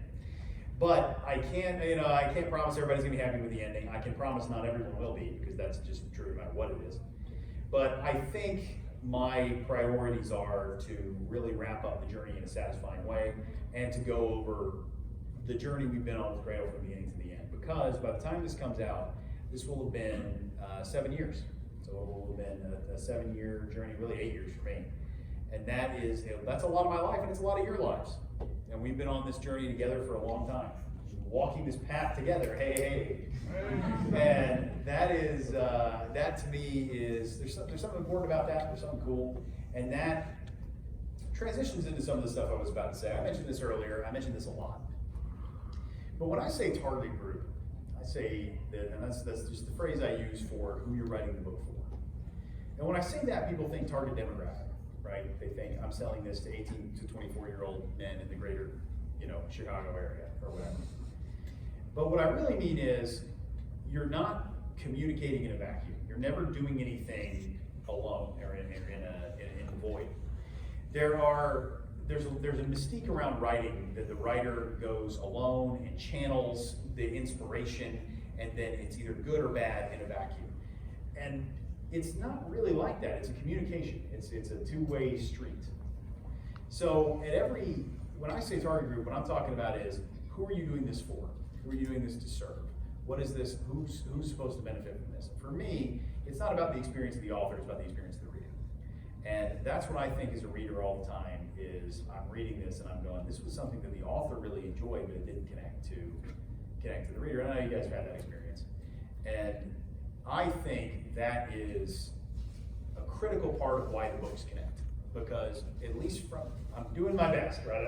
This doesn't always work, and of course people are very different, so it doesn't work for everybody. But I really am designing the books to have an effect. I'm designing the books to give you guys an experience, and I'm doing it because it's the experience that I would want if I were you. It really is this, I had great experiences from other books, and I want to design the books in such a way that you guys get a certain experience. And that's very important to me. And the other thing is, I go back to this thing of people think like you go alone and you write. It's so funny about writing because on the one hand, it's one of the most solitary things you can do, right? You're up in your own head, you're alone, nobody else is writing these books, it's just me. All the ideas come from me. I'm the one who executes them, I'm the one who decides. But you're never alone. So it's never, and I'm actually gonna go more specifically into that. I'm very specifically, literally not alone when I'm writing. I have someone else in the room, I have someone else with me, and the reason is because if I'm by myself, then I will go off in the weeds and do something crazy. So they'll tell you how often I'm like, out loud, I stop writing, and this is so stupid. Oh, this is so bad. This is the worst thing I've ever written. So I need someone there to be like, no, it's not, keep typing. Or to go, I heard your finger stop, keep typing.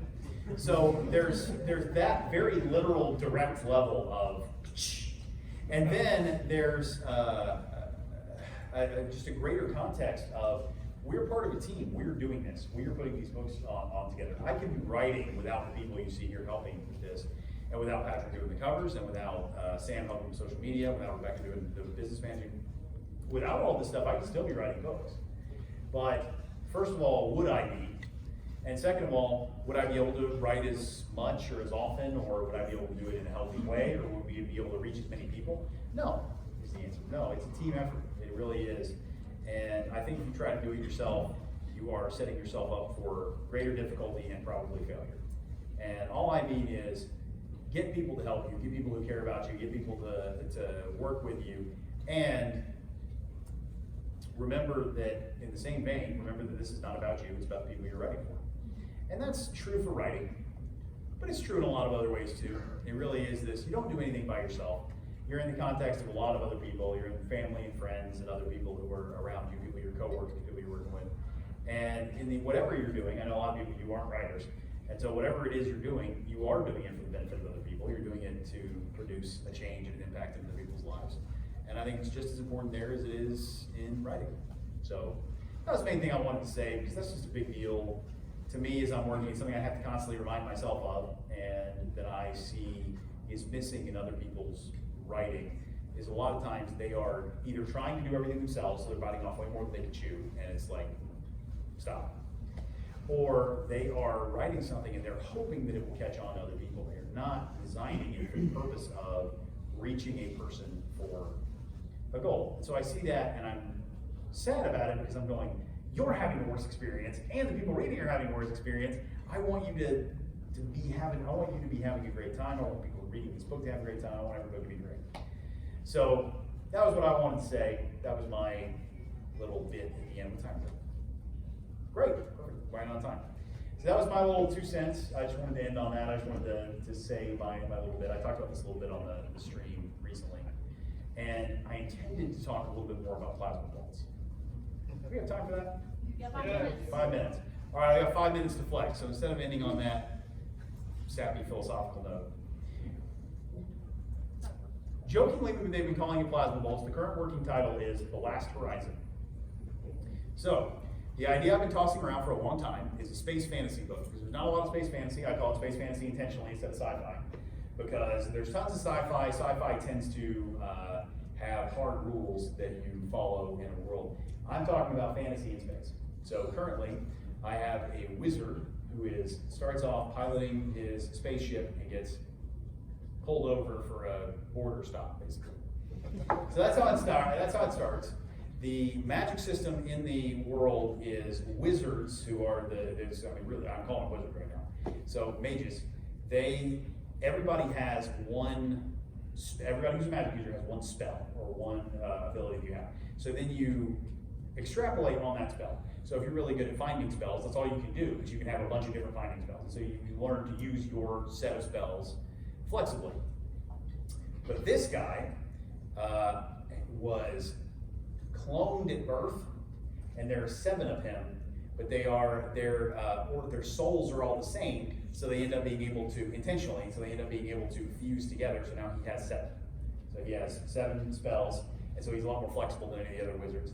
And he's one of the exceptions, but there are lots of other exceptions in the galaxy, and he is gathering them together to get a legendary spaceship called the Last Horizon, so that then they can change the galaxy and defeat some of the impossible threats that have been just seen as part of the setting, and really change the universe therein. So you get to see a lot of different kinds of magic.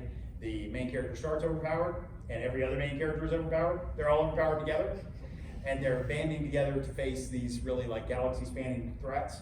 There are lots of plasma bolts being fired. There's lots of hyperdrives being used, and I underestimate. This is the post I made. Is why it's called plasma bolts. I underestimated how much fun I would have writing words like laser and plasma bolts and hyperdrive and spaceship. And I was like, I never get to use these words because I'm always writing fantasy, and now I'm like, yay, I'm in space.